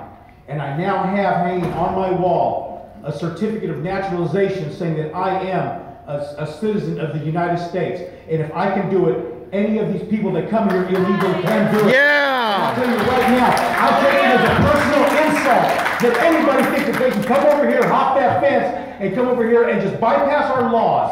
You know, thumb their nose at our system over here. It's very insulting. And I'll tell you now, another thing that I find very insulting is that any state would allow this to happen. Yep. You know? Why would you allow this to happen? Put the lives of good Americans in jeopardy by allowing these illegal criminals over here. You know, we have become. You know what we have become to the rest of the nation? We've become a joke. Yep. You know, you know what? We used to be called the Golden State. You know what they call us now? They call us the Granola State. Because we're full of fruits, nuts, and flakes out here. That's Except me. You know what else they say about California? When the big earthquake hits, California will never fall off in the ocean. You know why? Because we got a nut on every corner out here. We're a joke to the rest of the nation. You know, and SB 54 is one of the reasons why we are a joke. You know, but you know what? Thankfully, you know, all the dominoes are falling. You know, we've had Los Alamitos. We've had Mission Viejo. You know, Santa Ana. Yes. Ladies and gentlemen, please be the next domino and keep this chain going. Yeah!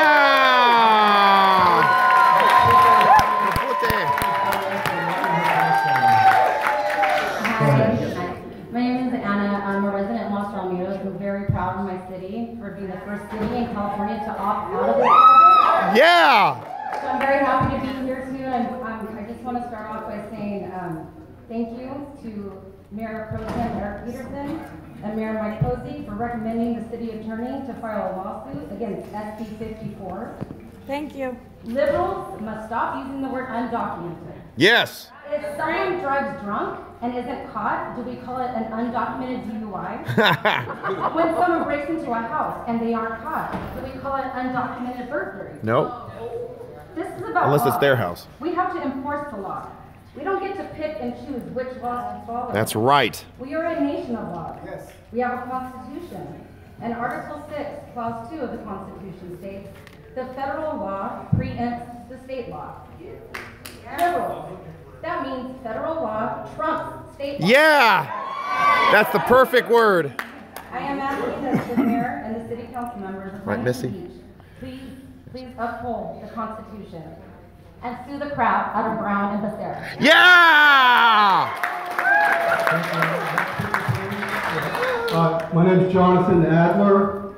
I want to correct some misinformation. A couple other speakers said, one person said that illegals commit less crime than Americans. That's a lie. Yep. What they do is they conflate legal immigrants with the illegal immigrants, which falsifies the data. Yep.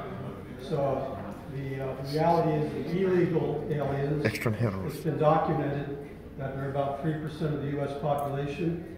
They commit over 20% of the homicides. That's a documented fact.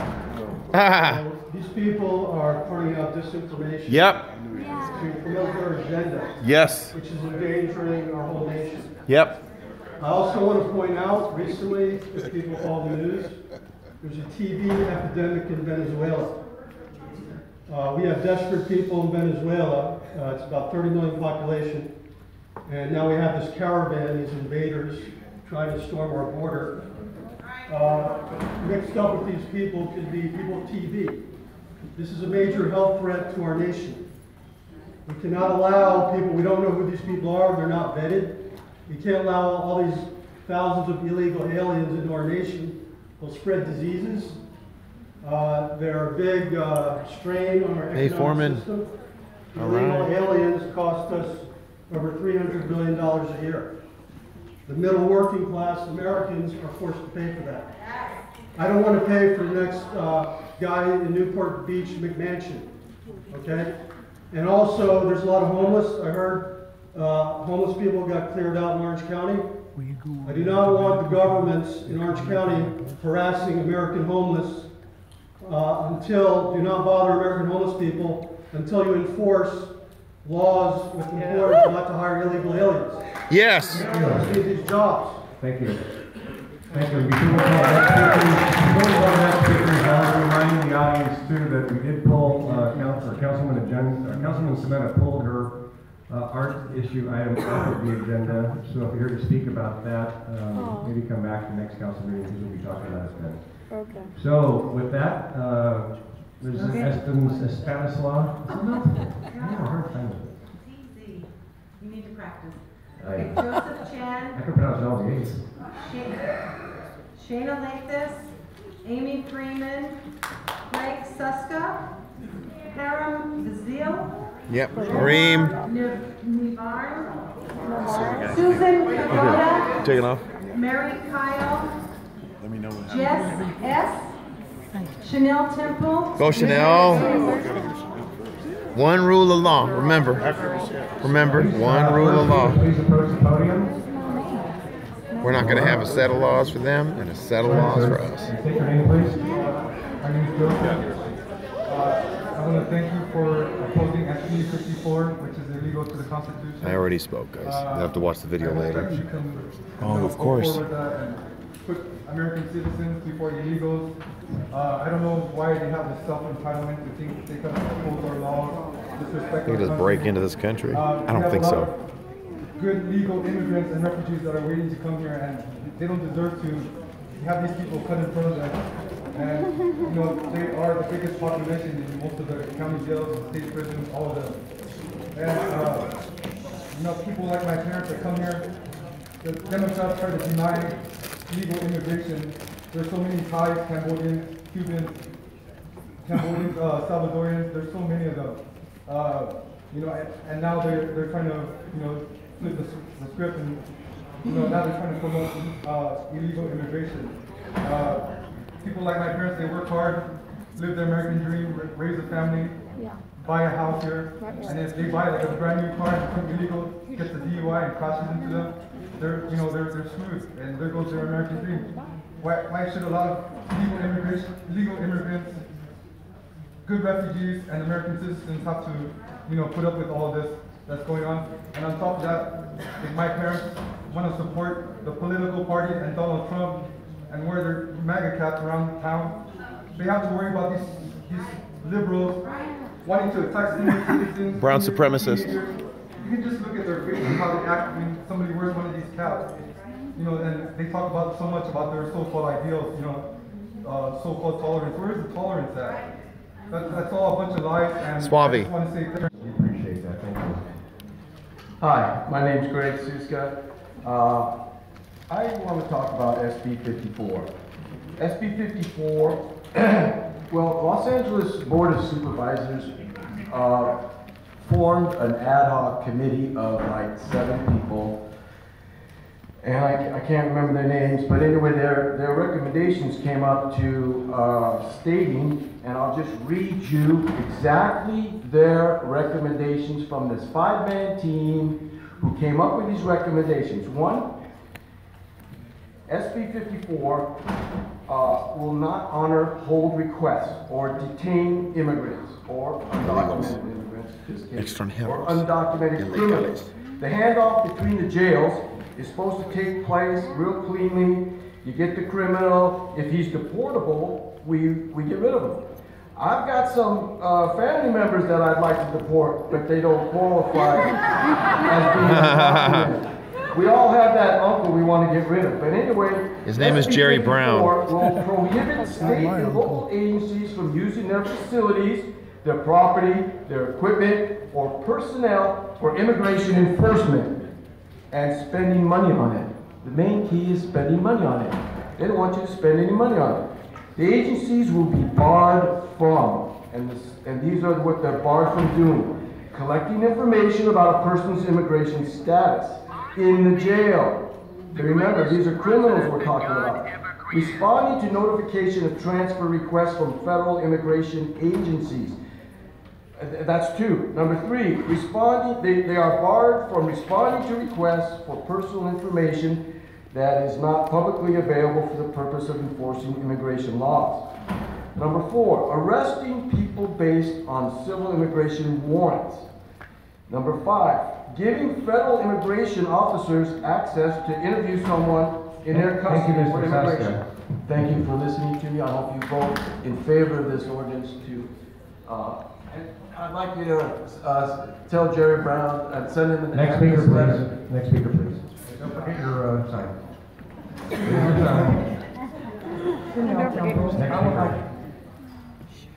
You ready? Yes, I called you next speaker. Okay. Chanel Temple, I would like to first start off by thanking you for taking into consideration joining the DOJ lawsuit going against SB 54. You know, there's a cliche out there that we've been told as American citizens: see something, say something. Woo. SB 54, first of all, is unconstitutional. We have one rule of law. That's right. Not 2. We are not going to tolerate, nor are we going to have 2 sets of laws. One set of laws for illegal immigrants or illegal alien criminals, and one set of laws for Americans we are not going to tolerate. We have one. They come over here, they assimilate, they follow our rules, they do it the right way. One set of laws, the Constitution. That's what we stand on, right here. Regardless of what the state of California thinks our laws should be. We're going to stand on the Constitution. See something, say something. Police officer Dan Oliver and Deputy Scott Brown were killed in Sacramento by a illegal alien who laughed and made fun of killing them and said he would kill more. Now, police officers are our protection.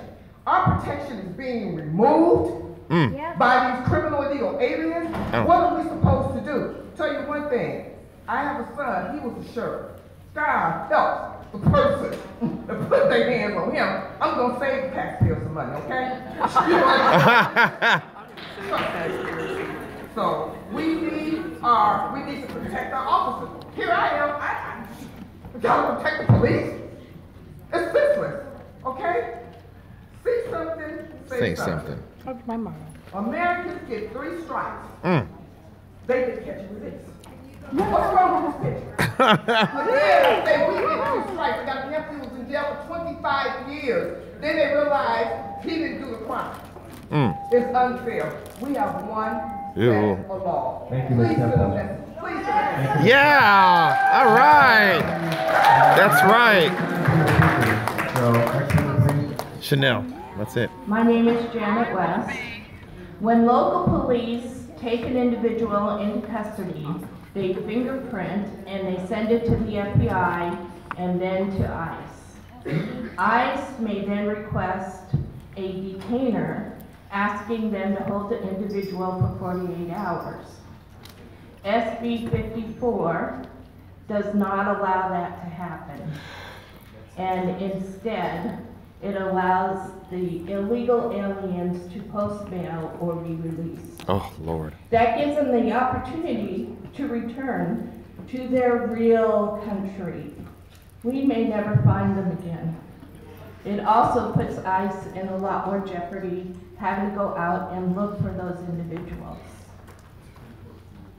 Sheriff Hutchins said, because of SB 54, she's had to release people convicted of sex with a minor, convicted of child cruelty, and convicted of domestic violence.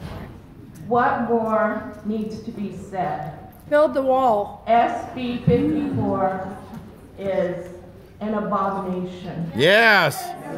Sheriff Hutchins said that she has an obligation to safeguard our community. So does every city council. Thank you for reviewing this, and please vote the right way. Thank you. Thank you, Ms. West. I've been called racist. I've been called Nazi and a white supremacist. The problem is, oye, papá, yo nací en México, yo no nací aquí. But what SB 54 does,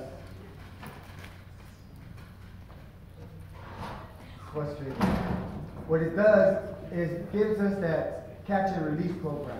Right now we have about 1,500 people coming from South America marching this way. Why? Because they know once they get one foot in the United States, they are caught and released, and they never go back. They never show up to court. This needs to stop. And for the people that say that illegals do not commit, or they commit less crimes, really? 63,000 Americans since 9/11 have been murdered by illegal aliens. That's right. 25 Americans are killed a day. Average. 13 of them, or of those, are killed by drunk drivers, illegal aliens driving under the influence.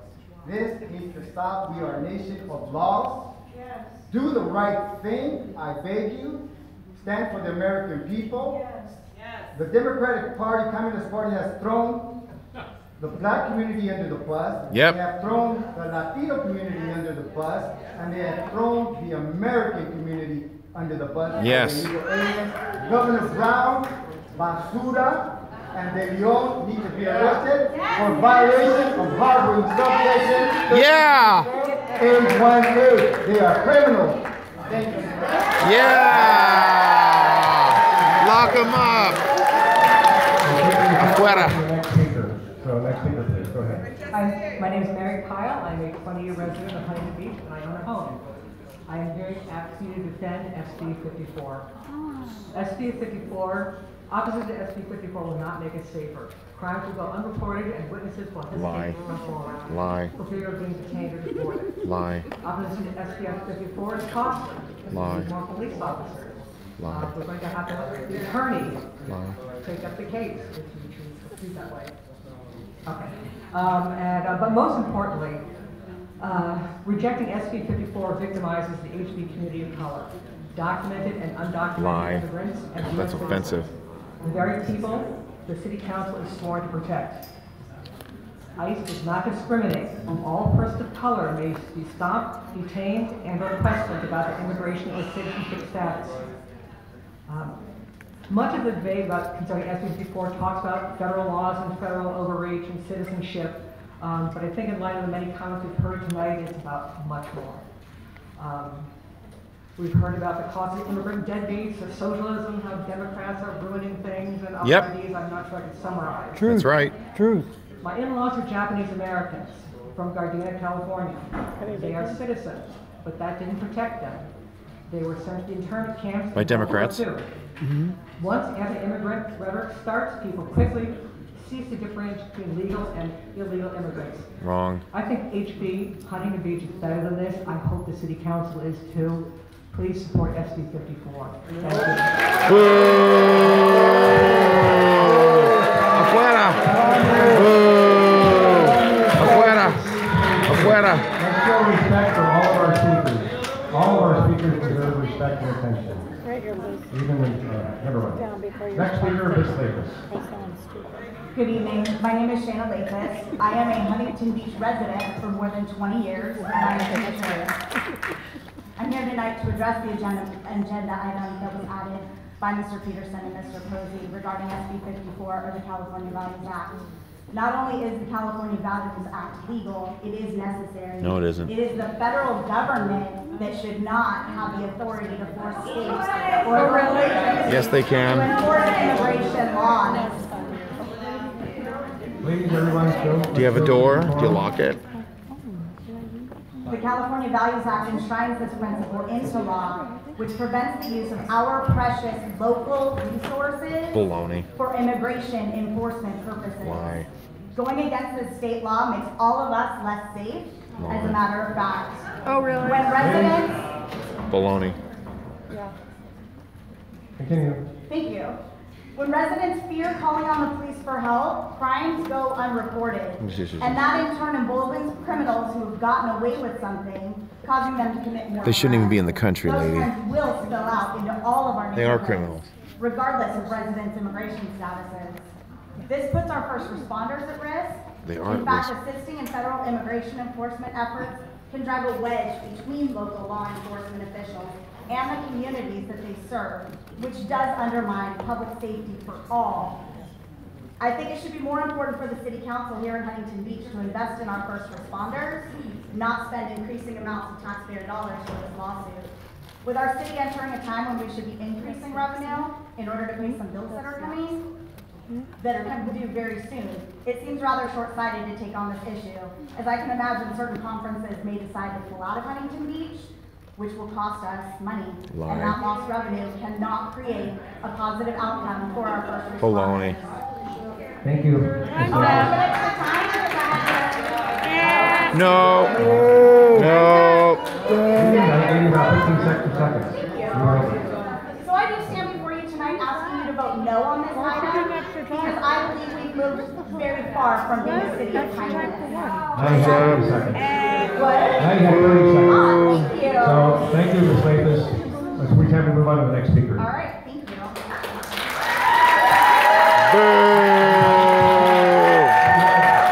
Do you have a door? Do you lock it? Mr. Mayor and members of the City Council, I am here as a longtime resident of Huntington Beach, California. I grew up here. I moved here when I was 3 years old. I saw Huntington Beach flourish as we welcomed people from all over the world. I don't need to remind people of our history of welcoming the Vietnamese refugees and people from all over the world. And I want to see inclusion and welcoming of all residents. And for that, I want you to support AB 554 and not to be part of this suing against it. Because for me, Huntington Beach needs to be a city of inclusion and welcoming, not of exclusion or scapegoating or racial profiling, okay? In a city of about 20% foreign-born residents, how are we going to do this? When you think about this person or that person, no, we are inclusive. And when we talk about money, I don't want our local resources going for federal immigration enforcement. That is a federal job, and they need to And we should help them. have the resources for doing all of that. So I ask respectfully, then that's the federal government's job to do it, not our local money here in the city of Huntington Beach, California.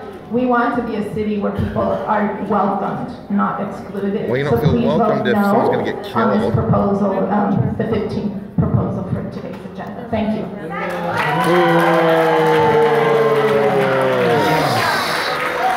Afuera.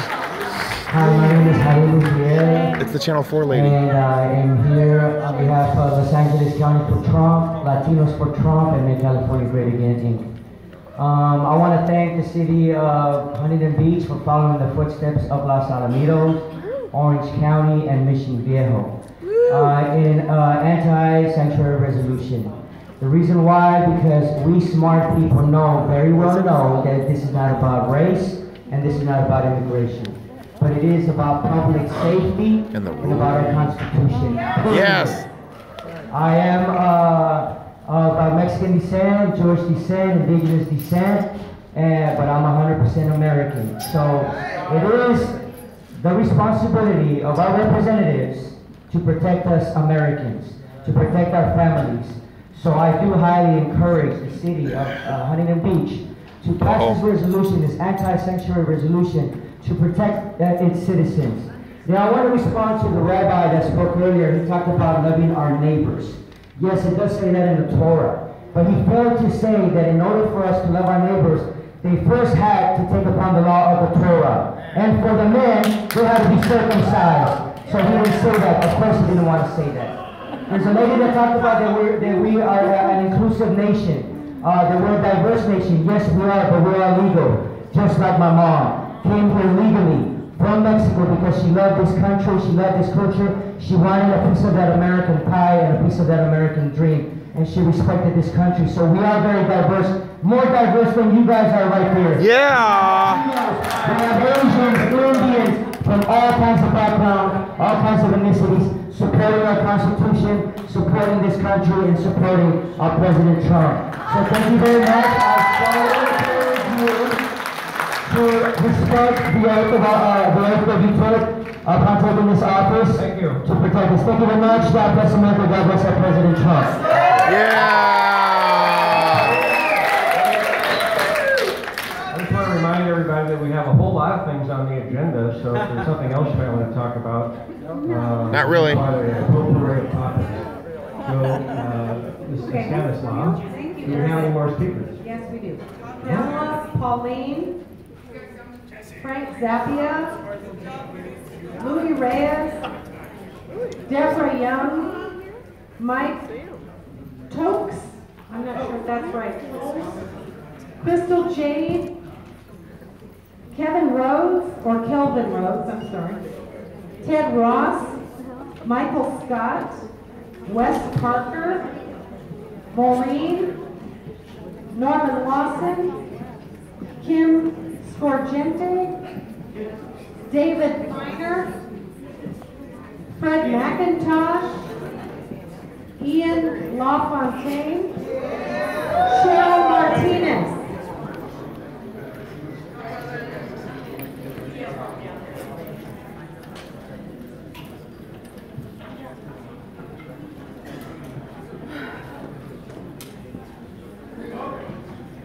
First speaker, please go ahead. Hi, my name is I'm also chairperson for California, but I'm not here for that tonight. I want to thank the countries for doing this, putting a list out for us to see. I am married to a Canadian who became a citizen at 18 years old and went to go fight in Vietnam for our country. I have a board member who is an American citizen from the Philippines. Her father waited 17 years in the Philippines to join them. Wow. They didn't get to see him while her siblings came over. My caregiver's sister, my dad's caregiver's sister, has been here 26 years illegally. She's had her children here for free. She has never bothered to become a citizen. She did receive medical benefits, all the benefits that they get. And for those crossing the borders from South America coming into our country, San Diego right now, well, her mom's been waiting to get in. They're in now. Thank you very much, Mr. Brown, Mr. Sarah, and Mr. De Leon. I also call for a lawsuit against not only those three, but the rest of our Congress who votes against we the people. For those who burden us with the cost in billions and billions of dollars in taxes. Last year, quietly, the federal Congress released a report on how much immigration costs this country. We paid out $136 billion to support these people, while they brought in $116 billion. There's a $20 billion difference from what they bring in and produce and what we pay out. more than they get. My sister was a victim of the identity theft. Thank you. My granddaughter bought a car at 5. Thank you. Your time is up. Get Next home, speaker. wait. Go ahead, sir. All right, thank you. Speaker has the floor. Hey, how's it going? My name is Mike. Firstly, thank you so much to everyone for going through this, for listening to the public and listening to your constituents. Ultimately, we are all very concerned. And we have a very lively group of people right here that are advocating and requesting your support to opt out of California sanctuary laws. This is an unconstitutional law. We have a duty to protect our communities, and we have a duty to have our voices heard. And that's why you have overwhelming support for the people here to request that you can support this. I think it's an incredible disrespect to legal immigrants that come here in a legal and lawful manner for the California officials to advocate criminality, to advocate for the circumventing of our Constitution, to circumvent federal immigration laws. You are all elected by the people, and we the people are requesting your support, so thank you so much. Good evening, Mayor. Thank you very much. Thank you, Mr. Jackson. My name is Louis Reyes. Thank you, Honorable Mayor, esteemed council. I'm here because I'm a very concerned citizen. I see that there's a smattering of people that are clueless as to what's going on in our government and with SB 54. SB 54, I'm going to get it from a little different angle. You haven't heard this evening. SB 54 is a Trojan horse. Okay? This is the same situation that Europe's facing right now, only we're just a little bit behind. And if we don't put a stop to it now, with the Central Americans waiting at the border to come across, we're in trouble. These people don't respect the law. They know nothing about our laws. You have a situation of personal hygiene and assimilation. We in America have a certain way of doing things. We protect ourselves through education and knowledge of certain practices that we have here in America. There's a lot of diseases that have been eradicated when I was a kid. They were eradicated and now they're coming back. Why would you suppose they're coming back? Well, again, the Trojan horse. Who do you think is behind SB 54? George Soros. You got a gentleman by the name of Kevin De Leon, who's the architect of SB 54. It's an agenda-driven, SB 54 is agenda-driven. It's a Trojan horse. You destroy California, knock it to their knees, you cost them all this money that they're just throwing away with the illegal aliens, supporting them, giving them welfare and housing and medical, when our own Americans can't even get those products. We're in trouble, and it's up to you folks. You took an oath to the Constitution. Yes. Thank you. Thank you, Mr. Reyes.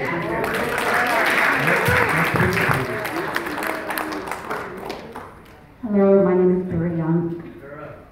First of all, I'd like to thank you for considering opting out of SB 54. SB 54 overlooks illegal aliens and their drug activities. These criminals are using the system to create drug rings. Dealers can be arrested, but with dealers dealing low volume, these minor offenses are not covered by SB 54. And because of this, small-time criminals can get re-released back into society instead of being deported. All they're doing is going back out and selling the drugs. Also, your tourism is a big draw for your city. But drug dealers coming out at night, how are you going to protect the citizens and tourists who are visiting? From what I've read, that Huntington Beach only has 10 police officers per 10,000 citizens.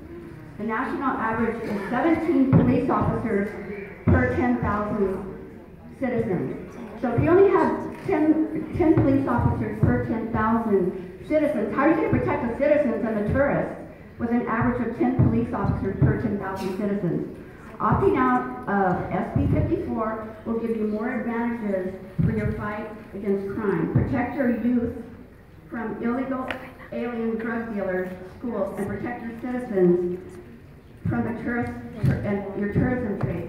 Opt out of SB 54. California does not belong to illegal aliens, okay? It belongs to the United States of America. This is an invasion. This is a complete invasion, and we want to take back our country, and we want to take back California. Yeah.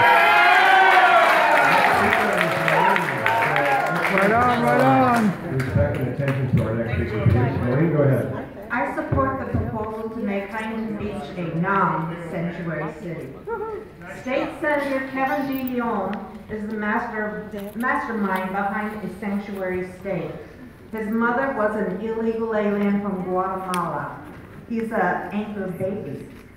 Having lived in Orange County since 1954, I've seen how the county has changed for the worse because of illegals. First it was a gangbanger graffiti, then the crime. Also, I've seen how verbal lingo has changed in favor of illegals, from illegal aliens to undocumented workers. Illegals hate the term anchor babies. They love the word dreamers. I've seen how politicians have done nothing about the illegal problem over the years. While walking through Costco, I constantly hear people speaking Spanish. When I shop at Burlington Coat Factory, announcements are made only in Spanish. So many interactions in daily life have the choice of Spanish. My friends from Europe waited 3 years before they were allowed residence. They had to have a sponsor. Were they stupid in arriving legally? The illegals act as though they have a right to sneak in, and State Senator Kevin D. Leon agrees. He calls people who are against illegals racist. It's time to stand up and speak up. If we don't, we'll have even more illegals arriving. It's a privilege, not a right, for newcomers to live in America. That's right.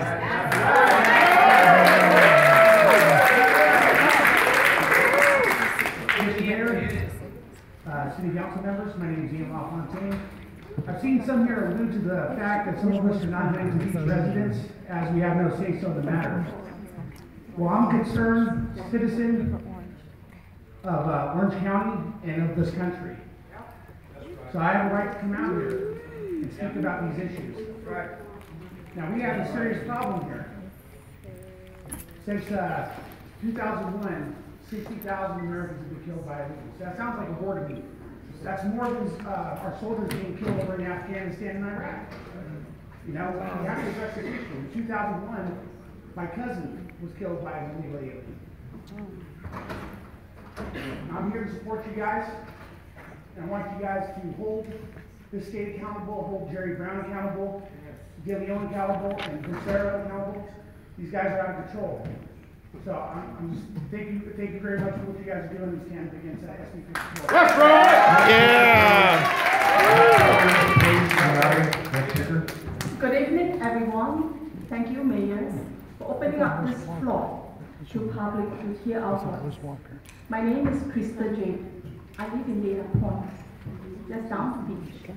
I love Huntington Beach. I always take a bus, #1, all the way up here just to enjoy the Sunset Beach. Huntington Beach, everywhere is beautiful. If they are so hostile, say, oh, you're not living in my city, why are you here speaking? You know, then why are you welcoming other foreigners who are coming into this country illegally? Yes, that's right. I traveled to many countries. I've seen the Great Wall of China. If you know history, you know the Great Wall of China was built 5,000 years ago by Qin Shi Huang, that is Emperor Qin. Why did he build the wall? Because he wants to defend his country. Yes. Alright? He does not want the Mongolians to invade China. And then many years we see in the book of the Bible, in the book of Nehemiah, What did Nehemiah do? The whole book is just talking about building the wall. Yeah. All right, if we know the Bible, we know the wall of Jerusalem. It's still there. The old city of Jerusalem is still there. Build that wall. Wall is not division. Wall is protection. Yes. I come here and I've gone through many paperwork to get something called green color, a green card. And then we have to wait 2 years, 5 years to be a naturalized citizen. Thank you.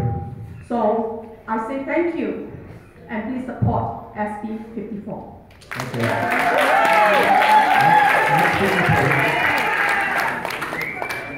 My name is Ted Ross. I'm a citizen of Huntington Beach.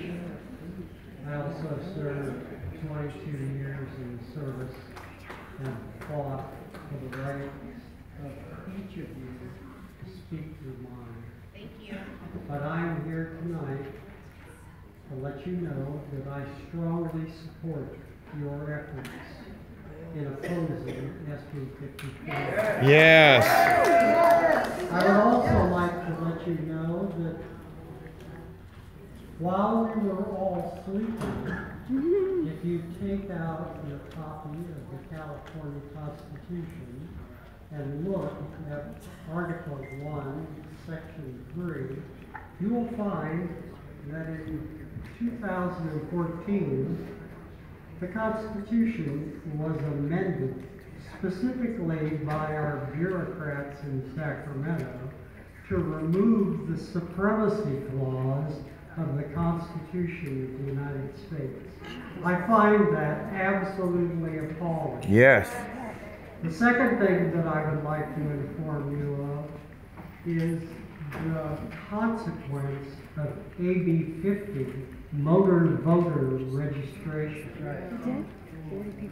Do you know that the California Secretary of State and the Commissioner for the Department of Motor Vehicles has no check or balance process to check the voter rolls and whether or not you're a U.S. citizen before they accept the fact that if you check on the appropriate form when you renew your driver's license or apply for one, that you will be given the right to vote. That's ridiculous. I hold the right to vote to be very dear to the citizenship.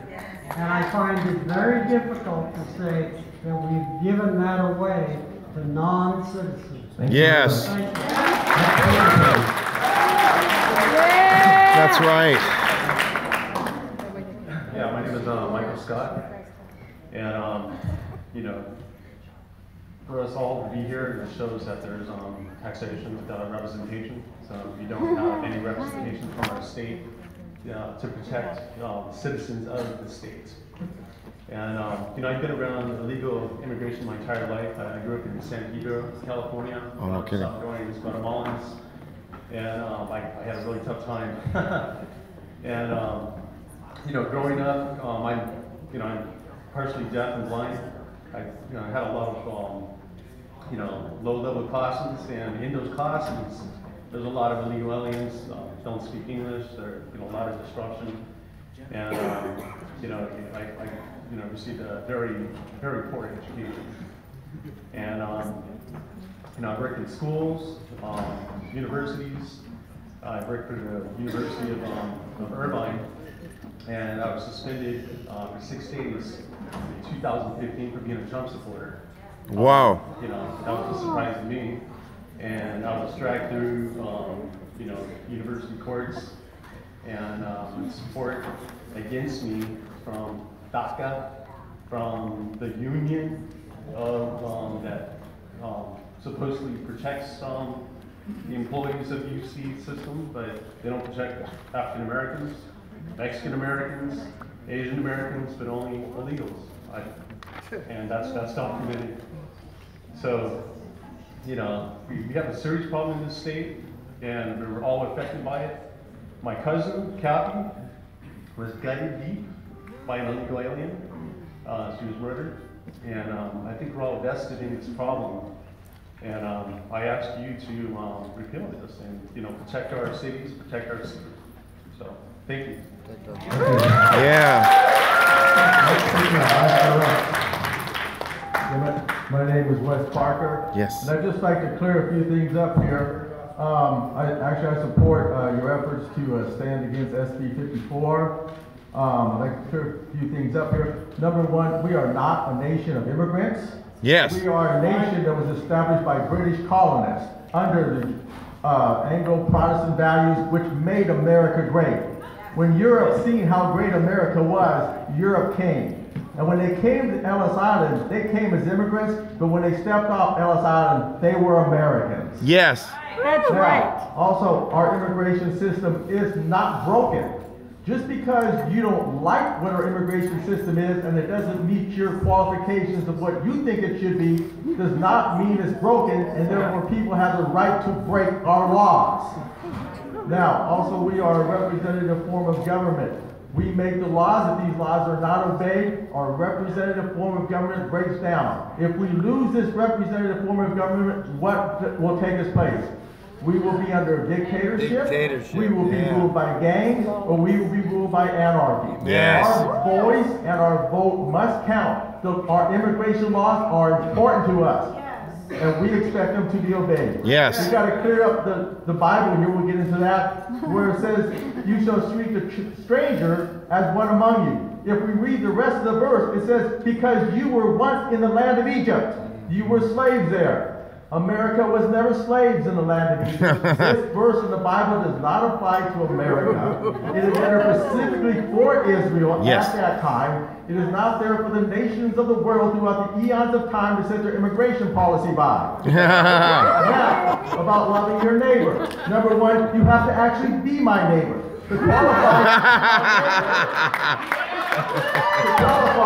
To qualify to be my neighbor, you must be on your property. If you leave your property and break into my house, you are no longer my neighbor, you are a criminal invader. Yes. Yeah. Yeah. All right. Yeah. Go West. That's it. Respect our sovereignty. Hi, my name is Cheryl Martinez, and we have a situation. Is this because we have an increase in illegal immigration? No, you can see that in the internet. That's not the case. Is it because undocumented immigrants commit more crimes? Yes, they do. Than native born? That's not the case. Yes, it is the case. Whoa. We're going to save our the city of Huntington Beach money. I'm so fed up with In that. fact, no, and it's not going to make our city safer. Yes, it will. We have a moral crisis. Yes, of illegal immigration. There's been a systemic attack on our cities and our county. Some of the people that are conducting this on social media and in this room These lily white liberals. don't even live in our county. They're the most racist There's a people. lot of mean-spirited bullying and intimidation. Oh, wow. Oh. I'm very concerned for the safety and civility of our community. I believe this decision will not make us safer, Yes, but it will. instead will put us at greater risk. I'm a licensed social worker. Oh, and that's have been why. working with Give my money away. Thank you. With undocumented immigrants. Illegal among aliens. Other, Illegal immigrants. Extranjeros. I'm dying of cancer. I can't go to social services. I'm dying of cancer and I can't go to social services and get any kind of help at all. But the illegals can. The police are trained to investigate crimes and to keep the peace. Yes. We can't have people afraid to go to the police if they're harmed or they witness a crime. Immigration law is civil law. Let's not jump on this bully bandwagon. Oh, brother. Our state has given us the chance to do the right thing. We have a reality regarding men and women, children and elderly, that we have to deal with in a logical, humane, and safe way. You are in a position to consider the real What about impact black that people? policies have on our community. Thank you. What about white Americans?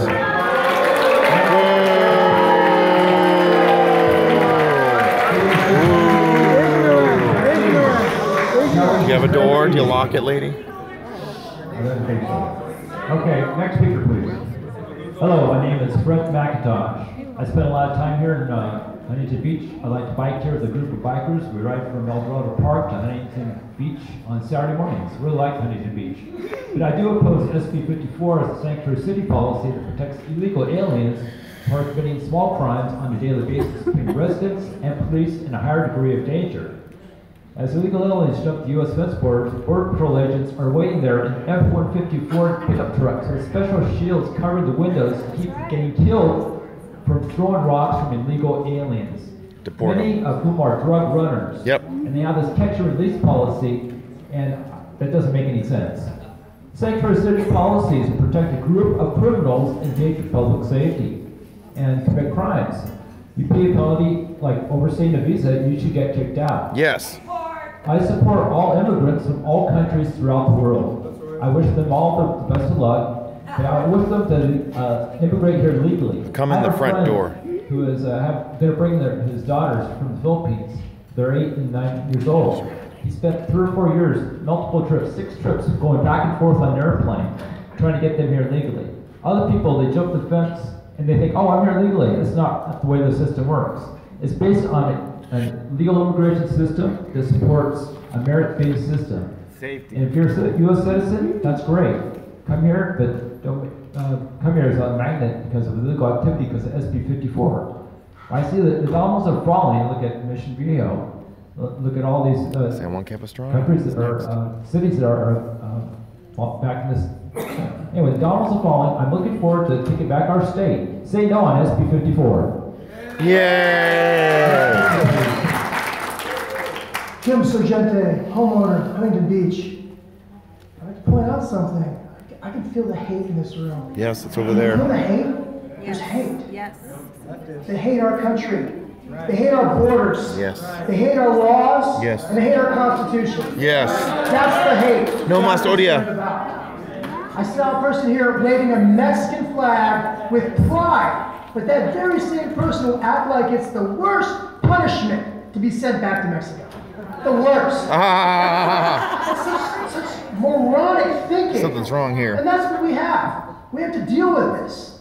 They have no integrity, no love of the law, no consistency, no dedication to this country. If they're here illegally, that itself is a crime right off the bat. They got off on the wrong foot. Now, they're godly men that understand the concept of stewardship. That means that whatever God has given you, you take care of it. You take care of whatever God has put in your hands. Whether it's a family, a community, or a country. That's your responsibility. You wouldn't let a vagabond sleep on the floor in your child's room. Why would you do that in your community? Why would you invite that in? Yeah. I mean, the rabbi, I mean, is he understanding this? I mean, would you like to take that view to Israel and advocate for open borders in Israel? Yeah. I don't think it'll be well received. No. I don't think it'll be well received there. This is America. And as for me and my house, we will serve the Lord and America first. Yeah. This whole thing with the SB, whatever, this is a smokescreen. This is a smoke. They are fighting for something outrageously stupid. Outrageously stupid. But because if we have to fight for it and prove it's a crime, you know, then maybe we're distracted from another crime, like the illegal immigration, the illegal alien, not immigration, Or hit but you in the face, migration I'm sorry. and invasion. Thank you. Okay. Thanks, Sargenti. Next speaker, please. Yes, hello, my name is David Feiner. I am a homeowner and resident here. I'd like to comment this on, I work in statistical analysis, and I'd like to comment this from a purely economic standpoint here. No matter which inflation index you use, in 1960 the minimum wage was higher than it is today. Wow. And a lot of this is a result of endless waves of immigration, especially illegal immigration. Yep. And I'll quote Bernie Sanders actually on this. I know there's probably a lot of people in the audience who probably voted for Bernie Sanders. Boo. He said in a Fox interview on video, he said, "Open borders is a Koch brothers proposal. Yep. It's a proposal to benefit the corporations and it makes the country poorer." He says, "You address the issue of global poverty, but you don't do that by importing a bunch of low-skilled, low-wage workers." Contrary to popular belief, Deportations will not cause Americans to starve and not be able to cut their grass. Yeah. According to Pew Research, the most well-renowned research organizations in the world, only 4% of jobs illegals hold are in agriculture. 37% is in construction. Oh. Now, are you going to tell me that Americans don't want to be in construction? Not to mention, in 1965, America was around 90% white, so I don't think that there was a starvation epidemic going on at that time. That's true. From 2011 to 2016, according to the Texas Department of Public Safety, there were 600,000 crimes by illegal aliens, and according to Pew Research, 27% of our federal prisoners are here illegally. Get rid of them. I'm also not a math scholar, but I think that is a higher rate of crime than American citizens. Yep. It sounds like they're not setting their best. Nah. They're bringing drugs. They're bringing crime. I have a lot of friends here. Chanel, who's a black American. You have 9 seconds. Real quick. So in North Carolina, there was a poultry plant called the House of Rayford Farms. Now, ICE raided their direct competitor just a few miles away from them. And when ICE raided their competitor, they were spooked, and they started letting go of all the illegals that were working for their poultry plant, and it went from 70% Latino workers to 80% black workers in 1 year.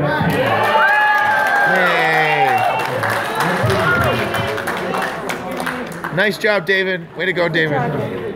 Thank you, Mr. Mayor, ladies and gentlemen of the council, ladies and gentlemen of the audience, and ladies and gentlemen that are watching us on YouTube. My name is Joe Imbriano. I run the Fullerton Informer website. Oh, there you go. And I want to thank you all for putting your city attorney to work. Yeah.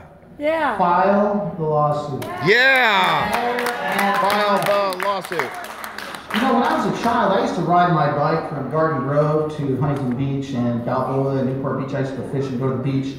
My father came through Ellis Island as an Italian immigrant. We could not afford to live in Newport Beach or Huntington Beach. We lived in Garden Grove. And I used to take that river trail, and you know what? I never saw anybody sleeping on it. Now we do. And there's a reason that's happening, folks. It's happening because of simple economics and demographics. Yep. Supply and demand. Jobs have been removed from the reach of American citizens by greedy, corrupt, evil people that want to pay substandard and low wages and inhumane working conditions. That needs to stop. Yes. This has created a tremendous market for sex trafficking because most of the day laborers use the massage parlors. Oh. I brought this up multiple times to my police department in the city of Fullerton and even to the district attorney at a recent event. And they say they're doing a great job. And I'm telling you folks, they're not doing a great job because those massage parlors are open for business 24/7. Oh. We need to put our foot down and Chanel. we need to reestablish the That rule really and order of blows. law in the United States, and it starts right here because you're the only city thus far next to Los Alamitos who's not punting but running for the touchdown line. Oh, Everybody else, like Fullerton, what they got planned tomorrow night is a bunch of nonsense. What Mission Viejo passed the other night is a bunch of nonsense. This attorney hopefully has some teeth because I'm hoping he's a shark because we're going to need him. Yeah. We need to send his lawsuit to Sacramento, and we need to get these illegal activities and these criminal politicians to stop telling us at the local level what to do. That's right. Pass an ordinance. Pass an ordinance. Pass an ordinance. Pass an ordinance, just like Los Alamitos. I do it. Several more. Several more. Joe Bostic, Claire Bostic, Stacy Allen, Tim Fan, Mark Tonkovich, Roger Gooding, Andy Cowell, Gerald Bolamino, Bill Anderson, Wendy Rincon, Derek Barusher, I wonder if they're at home. Catherine Levasseur, Thomas Christensen, Okay, I'll be right back, Ruben folks. Moretto, Shelley Peters. Say some stuff, and I'm sorry, but I'm going to have to read this. You know, we're talking about there's no crime with these illegals. San Francisco, when the mayor of Oakland tipped off the raid, ICE picked up 232 people. 180 of them were convicted criminals, either have been issued a final order of removal and failed to depart, or have been previously removed from the country and had come back illegally. Another 115 has felony convictions. These convictions included aggravated assault, Oh. murder, hit and run, lewd acts with a minor, burglary, cruelty towards a child, indecent exposure, domestic violence, drug trafficking, battery, sex offenses, and false imprisonment. Now, if the mayor did a good job, 3 days later, ICE busted 3 more people that committed these crimes. And those people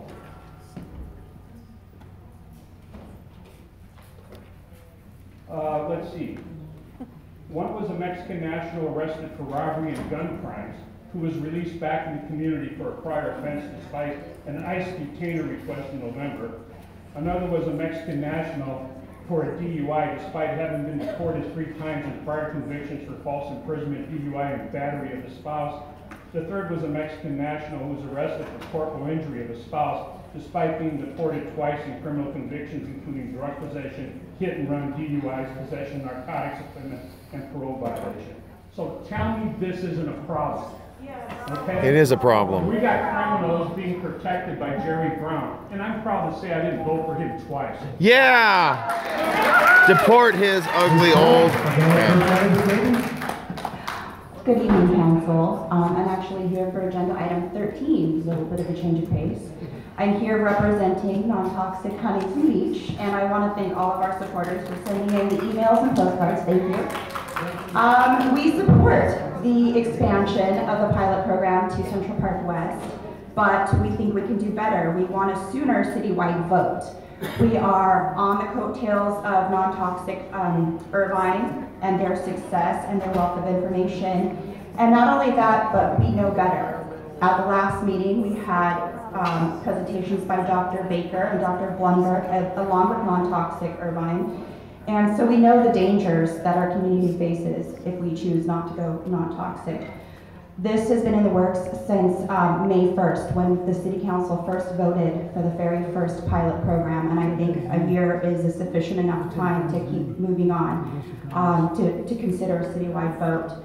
We know that the wheels of government turn slowly. However, again, non-toxic non-toxic Irvine has a wealth of information and success behind them. And since then, non-toxic Huntington Beach and Irvine has met with the cities of Costa Mesa, Ladera Ranch, Mission Viejo, San Diego, Talega, Laguna Beach, and Garden Grove. And so this movement is growing. I think that Huntington Beach needs to get on the ball, and we just need a citywide vote sooner rather than later. Thank you.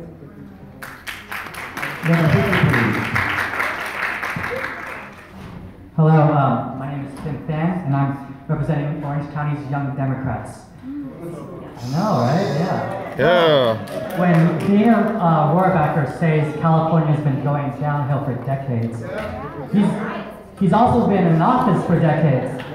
So maybe it's his fault. Nope, not his fault. It is the cherry picks facts and statistics that may not even be correlated or have a causation, because that's what our opponents do when they talk about crime and law and order and safety. And so I really Dana think it's Rohrabacher amazing fights that how stuff. This crowd is when people He have to fights fight. the stuff he's talking Well, about. how protective they are of public services like education and healthcare and housing when it suits their political agenda, when it goes to people that are not like them. Not the same skin color. Oh, really? The race card? Oh, okay. Hey, Chanel, that's because you're a white supremacist, right? Yeah. I gotta put glasses on. Because at the Sun. Oh, the race card. Really? I acknowledge that the laws that allowed my people to resettle here in What do you mean your people? I thought we ended slavery 150 years ago. Don't give me that your people stuff. Those laws don't exist anymore. Honey, you don't own anybody. And so I am proud. I am proud of Kevin De Leon's SB 54. Whoa, Lord. Do you have a door? Do you lock it? Come on, guys. We can suspend the meeting. Who would like to suspend the meeting? No one? Mr. Pham, continue. Thank you, sir. I'm thinking about it. SB 54 makes our community safer. No, it doesn't. Because it allows people to trust their police and the local law authority better. Then why did the police I remind you that to vote for the people, right? Remember that more of Orange County voted against Donald Trump in 2016. Remember Illegals. that more young people are running away from the Republican Party in droves. And as we come That's because they're drug addicts. as we start voting more and more, we will remember how we all vote tonight. Those who stand against us Thank you very much for your time. Next speaker. Ooh. Good evening. I'm in Orange County resident. Enlist in the Army. I couldn't help but notice that a lot of people had trouble with the rabbi's interpretation of love thy neighbor. I'm Jewish and I had a problem with it too. Loving your neighbor and showing respect for your neighbor, that has to be a two-way street. Yeah. Being a humanitarian should not have to equal being a doormat. Yeah. Yeah. If you allow other people to take advantage of you and to do harm against you, that doesn't make you kind. It makes you stupid. I'm here to show support for the city council. We need Solomon, honey. I hope that you will inspire my city, Aliso Viejo, to also stand up. Yeah. Legislature that is not serving the needs of the citizens of this state. No. Yeah. Yeah. Toda Rabba. My name is Roger. I'm going to change this up a little bit. I'm here for a different reason, but it's kind of related. I'm here to request that the city council get involved with the drug and alcohol rehab houses in our city. It's my understanding that there are no city restrictions or ordinances. Oh, what do you need? This area is known as the Rehab Riviera. They bring people in from everywhere. There's two of these houses in my neighborhood, less than 600 feet apart. Oh, Lord. One is at 9461 Banning Avenue, the other is on Starfire Lane. I live on Banning Avenue, close to Eder Elementary School, Banning Branch Library, and Eder Park. Lord have mercy. This is a direct route that the kids have to walk twice a day for school within feet of this house. I can't understand how the city would allow this to happen. The police have been called out there for disturbances. You're allowed 4 in a bedroom, supposedly. There are 4 bedrooms in that house. They can house 16 people. Lord. So this is a problem. Keg party. All these people need to know because it's growing by leaps and bounds in our city right now. The people in my neighborhood, when they go for a walk, they come by. They ask me if it's a drug house because they see people going in and out at all hours. There's different cars parked out in front. Oh, Lord. A lot of them without a state license plates. Oh. They advertise and bring people in here because this is the Riviera of the drug and alcohol housing. And then when they're done with their clients, Does that happen in Mission Viejo too? they put them out on the curb. These people become homeless in our communities and wander our streets. Oh, Lord. It just creates more problems for us, more problems for the police. When I talked to the police about it, they told me that this is a growing problem. Yep. And it's getting out of control, and it's taking a lot of their time. Yes. This is something that we need to address and get it going. Thank you. That's right. We will follow up with you. We can share some developments. Stop that sober living. Next speaker, Ms. Levasseur. Good evening, Mayor, council members, city staff. Thank you all for your dedication and service to our city to make our community a great place to live. My name is Catherine Levasseur. My husband, Al, and I have lived on the west side of Huntington Beach for the last 19 years. I am also a founding member of the Huntington Beach Short-Term Rental Alliance, and I'm going to take a moment tonight to talk to you about a non-agendized item. I stand before you tonight to mention the February 5th agenda item that addressed permitted, taxed, and regulated home sharing type short-term vacation rentals. Prohibition stands in the way of good rules and of uncollected tax revenue. Our group is standing and ready to support and bear witness to this item being reintroduced for your consideration and put to a vote at a council meeting happening in the very near future. Thank you. Thank you. Next speaker, please. Good evening. My name is Shelley Peterson, and I am here tonight to just express myself and how I feel about the sanctuary state cities. I do not believe that our Constitution is just a piece of paper. That's right. I believe too much blood has been shed by our fellow brothers and sisters who have fought on the battlefields to uphold our Constitution. And I think that the feeling that I get these days when I look around is that the illegal aliens is who they are. Yes. Are being protected more than the citizens out here that you see sitting here before you tonight.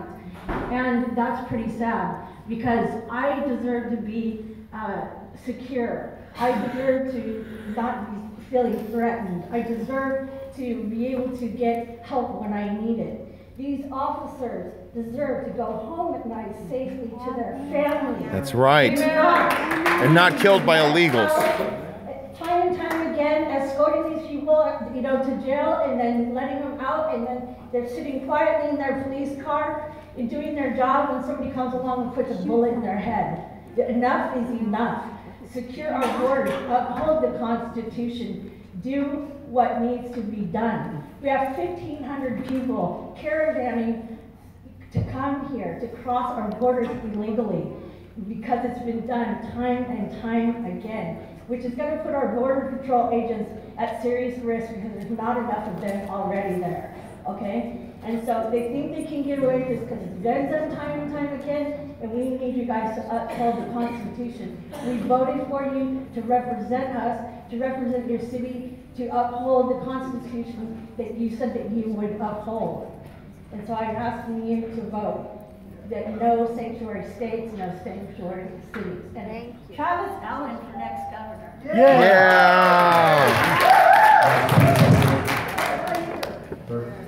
Yes, my name is John Bostic. I'm a 40-year resident of Huntington Beach, proud of our city. My children and grandchildren live here. And I am proud to say that it is an internationally known city for welcoming visitors, for supporting our businesses. Just last week, I had friends that came who originally from Brazil, knew of Huntington Beach and our strong tradition in serving and supporting as a safe community. And I'm a strong supporter of our police department and all our facilities. I'd like to bring the discussion back a little bit to Huntington Beach. We have strong representatives, a lot of people that feel passionate that their voices aren't being heard, and yet the very first voice I heard tonight has a seat on the floor of the House of Representatives where they can actually make immigration law.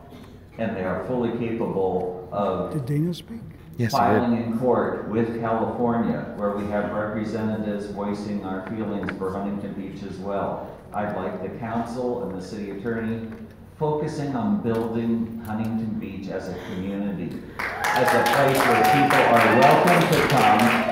The message we put out, we wanted to support our history as a welcoming international attraction, a safe community where our officers are trusted and welcomed into every home, where many immigrants who live in this city, our citizens, have green cards, but they also know somebody who's here trying to become legal. No, they're not. That's working towards it over and over again. It takes years.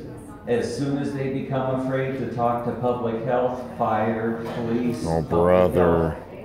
In our history, we have seen over and over again this breeds problems that makes our cities less safe. It's a visceral reaction to want to get rid of the problem by moving people out, but it doesn't work. Thank you. Hold your applause. We're taking time away from the speakers. Next speaker, Thank you, Mr. Mayor, members of the City Council, for allowing me to speak.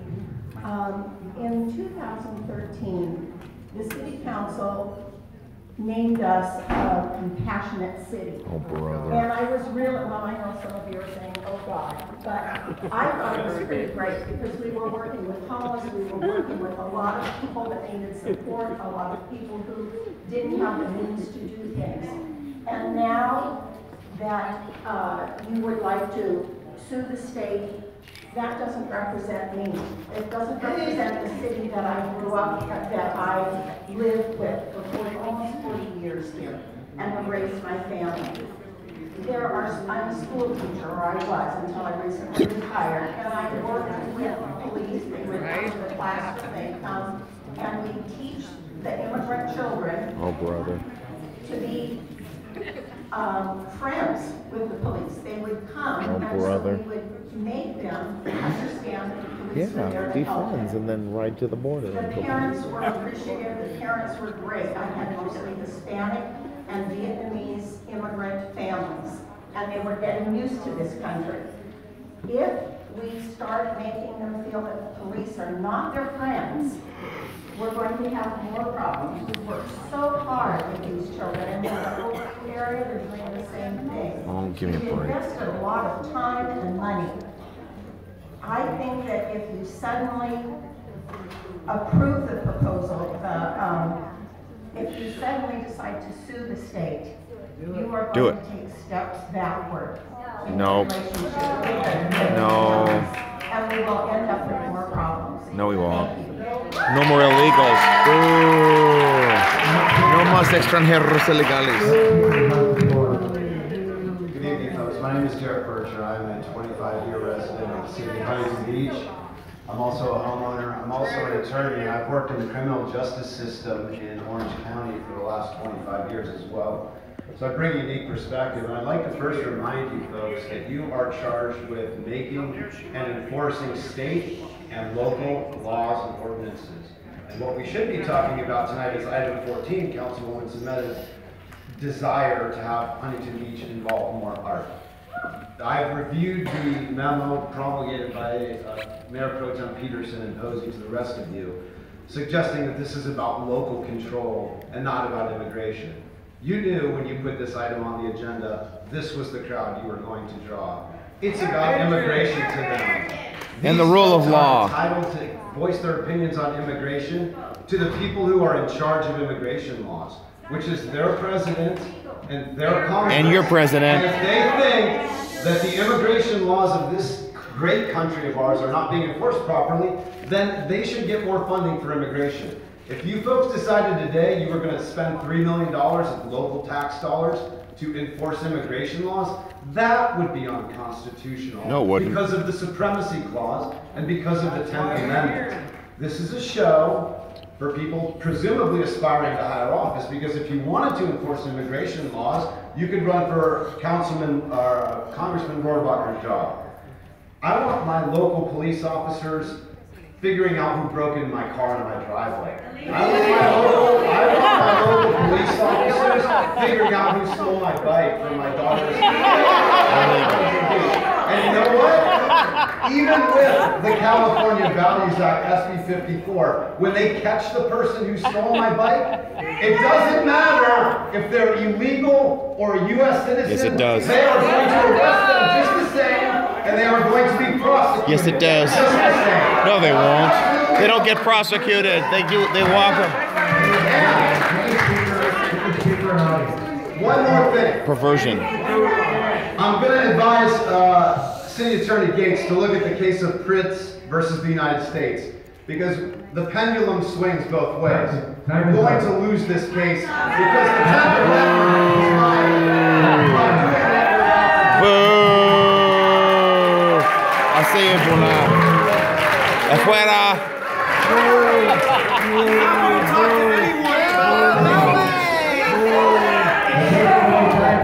You're taking time away from the speaker. Hello, I am Thomas Christensen. I am a former state employee of the state of California and a former employee of the county of Orange. I am not a resident of Huntington Beach, but I am an Orange County resident, so this does affect me. And I do believe I have a right to be here because of the First Amendment and the Brown Act. Yes. And there's two things that were of concern to me here. One was, of course, the sanctuary state bill. I believe that sanctuary states are unconstitutional because of Article 1, Section 8 of the Constitution, which gives the federal government the right to create uniform rules of naturalization. And sanctuary states or cities for that matter, violate Article 1, Section 8 for creating uniform rules of naturalization. Another thing which is unconstitutional is the proposal to take away people's guns. The Second Amendment of the Constitution protects any and all weapons, and even ones that are illegal today, I believe it protects the right to own machine guns, grenade launchers, rocket launchers, whatever. Those are all protected in my view by the Second Amendment. Okay, thank you. I'm glad it's worked out. And any attempt to take that away. I'm trying to hang on here. And these things are important to me because when I was an employee, I vowed to uphold and defend the Constitution of these United States. Yes. And I'll Not your finish mom. off by saying, since people like to read the Bible, I'll give you 2 Bible verses. Romans 5, where it says, God commands his love towards us, and that while we were yet sinners, Christ died for us. And Romans 10, where it says, if thou shalt confess with thy mouth the Lord Jesus, and believe in thine heart that God has raised him from the dead, thou shalt be saved.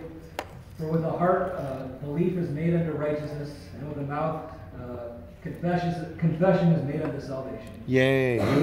Amen. Mr. Rodriguez, your next. All right. Buenas noches, Mayor Posey, council And build that wall. members, officials, residents of Huntington Beach. My name is Oscar Rodriguez, a lifelong resident of this beautiful city. Mayor Posey, I oppose any and all legal action against the state of California in the name of local control. State lawmakers created and passed this law to safeguard communities. No. And distinctly California. And it's distinctly Californian.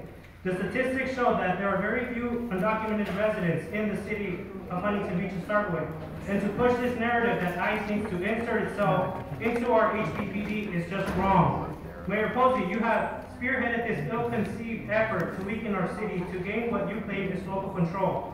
Where were you, Mayor Posey, when residents in HP, including those of us in Oakview, all of us fighting against high-density development? I will tell you where you were. You were cozied up with the developers and the Chamber of Commerce, selling out residents to the highest payer. Where were you when Rainwood Trash Dump, our neighborhood garbage pit, was polluting and poisoning our community, children, and teachers in Oakview?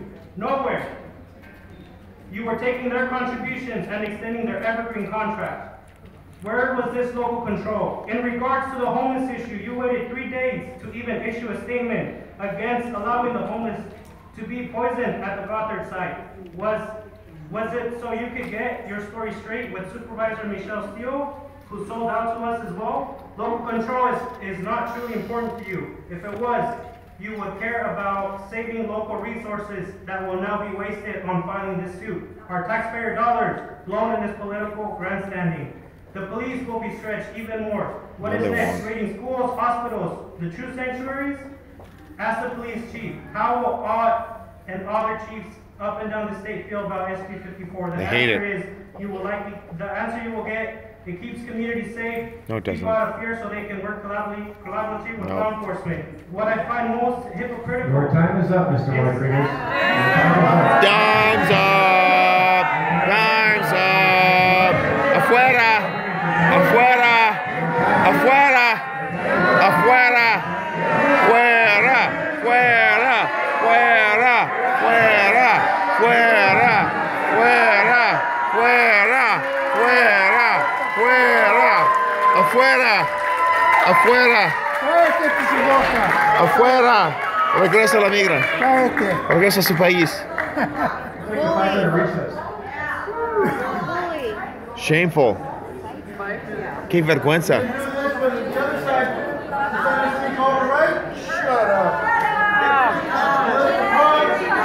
Racist. What's going on? What's happening right now? When are the votes going to happen? Not soon enough.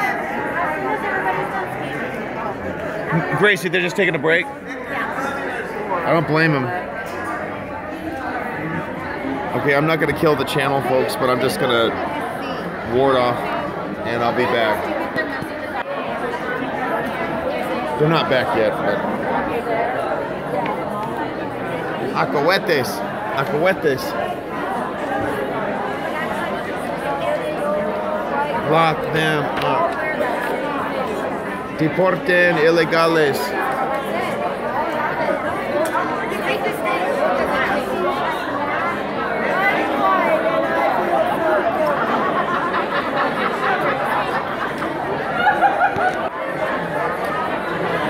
Wes.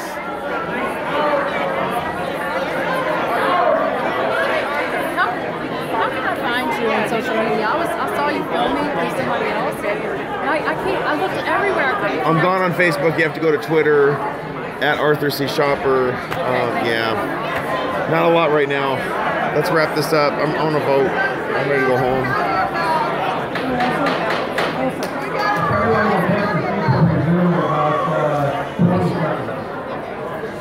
Are we done yet? I remind the audience to maintain decorum, maintain respect for the time, not take away time from other speakers. We are prepared to suspend the meeting again. We want to maintain order and give everyone the opportunity to speak. Everyone. That, we got two more. Okay, we have a forum. Okay, go ahead, do the next speaker. That's fine, we'll go together. You can speak, sir. Mayor, City Council, my name is Ruben Barreto. I am a Huntington Beach resident. My family and I have been calling Huntington Beach ever since I started Hope View, Mesa View, then Ocean View, Golden West, and finally Cal State Long Beach. I am also an alumni of the Huntington Beach Robert Mayer Leadership Academy, class of 2015. That's where I gained a broader understanding of my community and how it functions.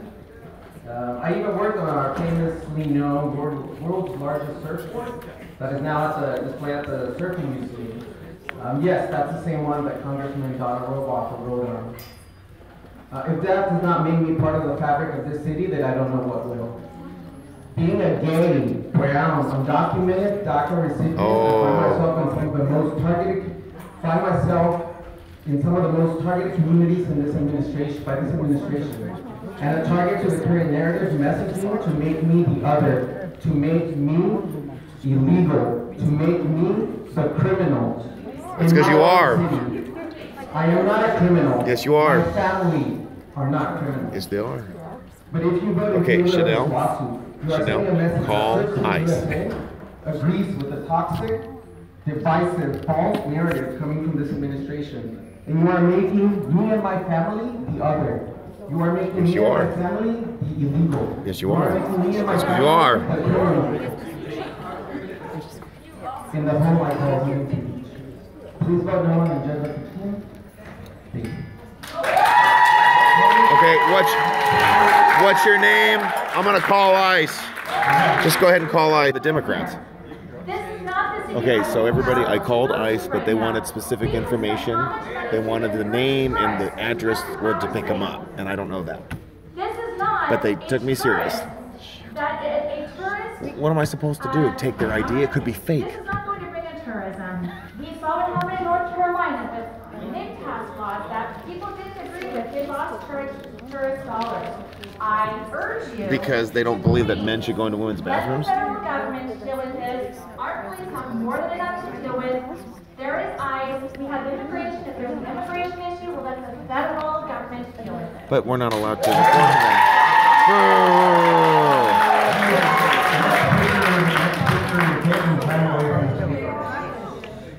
Good evening. My name is Sean Rosellis. I am a local. I grew up here. These streets and these people raised me. These people. And this attack on SB 54 goes against everything I thought this city stood for.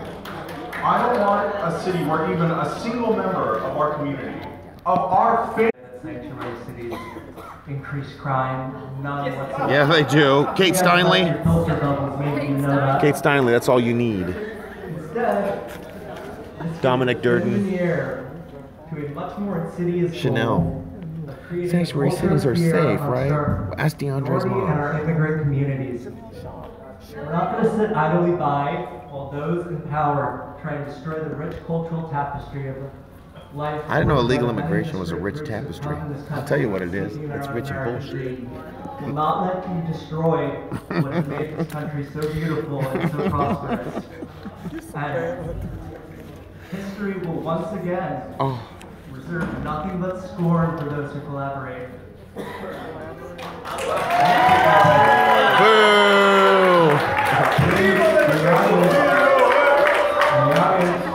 Afuera. We don't want to suspend the meeting again, so next speaker, please. My name is Eva Weiss, Honorable Mayor, City Council members, audience, good evening. California anti-sanctuary movement is gaining momentum. Los Alamitos on March 19 launched an ordinance to define California sanctuary law. The U.S. Department of Justice by U.S. Attorney General Jeff Sessions filed a lawsuit against California for not cooperating with federal authorities and having 3 unconstitutional state laws. Yes. One is Sanctuary State, California, as of January 3rd, SB 54, which was written by California Senate Majority Leader Kevin Dillon, who is an anti-gun, radical communist. Number 2, California Value Act, which is limiting cooperation with federal government to release names of illegal aliens who committed crimes. Number 3, sanctuary cities. To defy California law and cooperate with federal authorities under cities follow. Aliso Viejo, Mayor Dave Harrison, who is candidate for Orange County Sheriff, said, it is great thing what they did, Los Alamitos for, think they were spot on. We take the oath of office and uphold the Constitution of the United States. Amen. They are voting on April 4th. Buenaparte Councilwoman said that they requesting to have the agenda put into place. Now, Fullerton is starting to talk about it. I live in Torrance. I know San Pedro.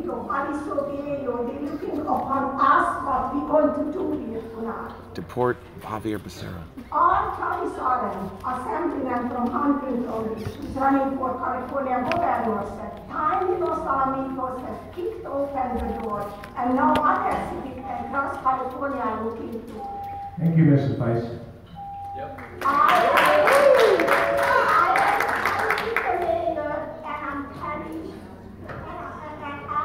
Time's up.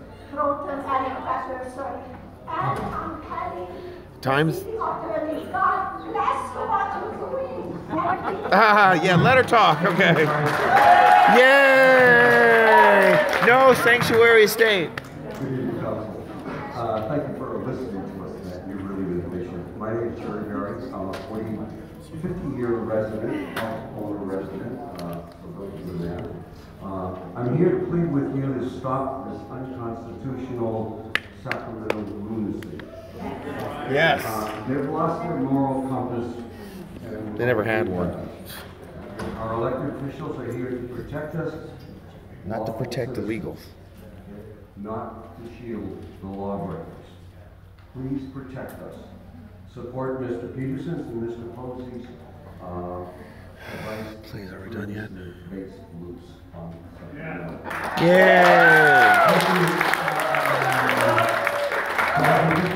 Here we go. Speakers list? Couple groups. Couple more groups. Okay. Rachel Kodachek, Connie Petrie Norris, Okay, I'm sorry. Victor Malveras, Damn it, folks, I'm gonna miss Ursula it. Yeager, Sorry, Barbara folks, I gotta Carroll, go. Karen Cole.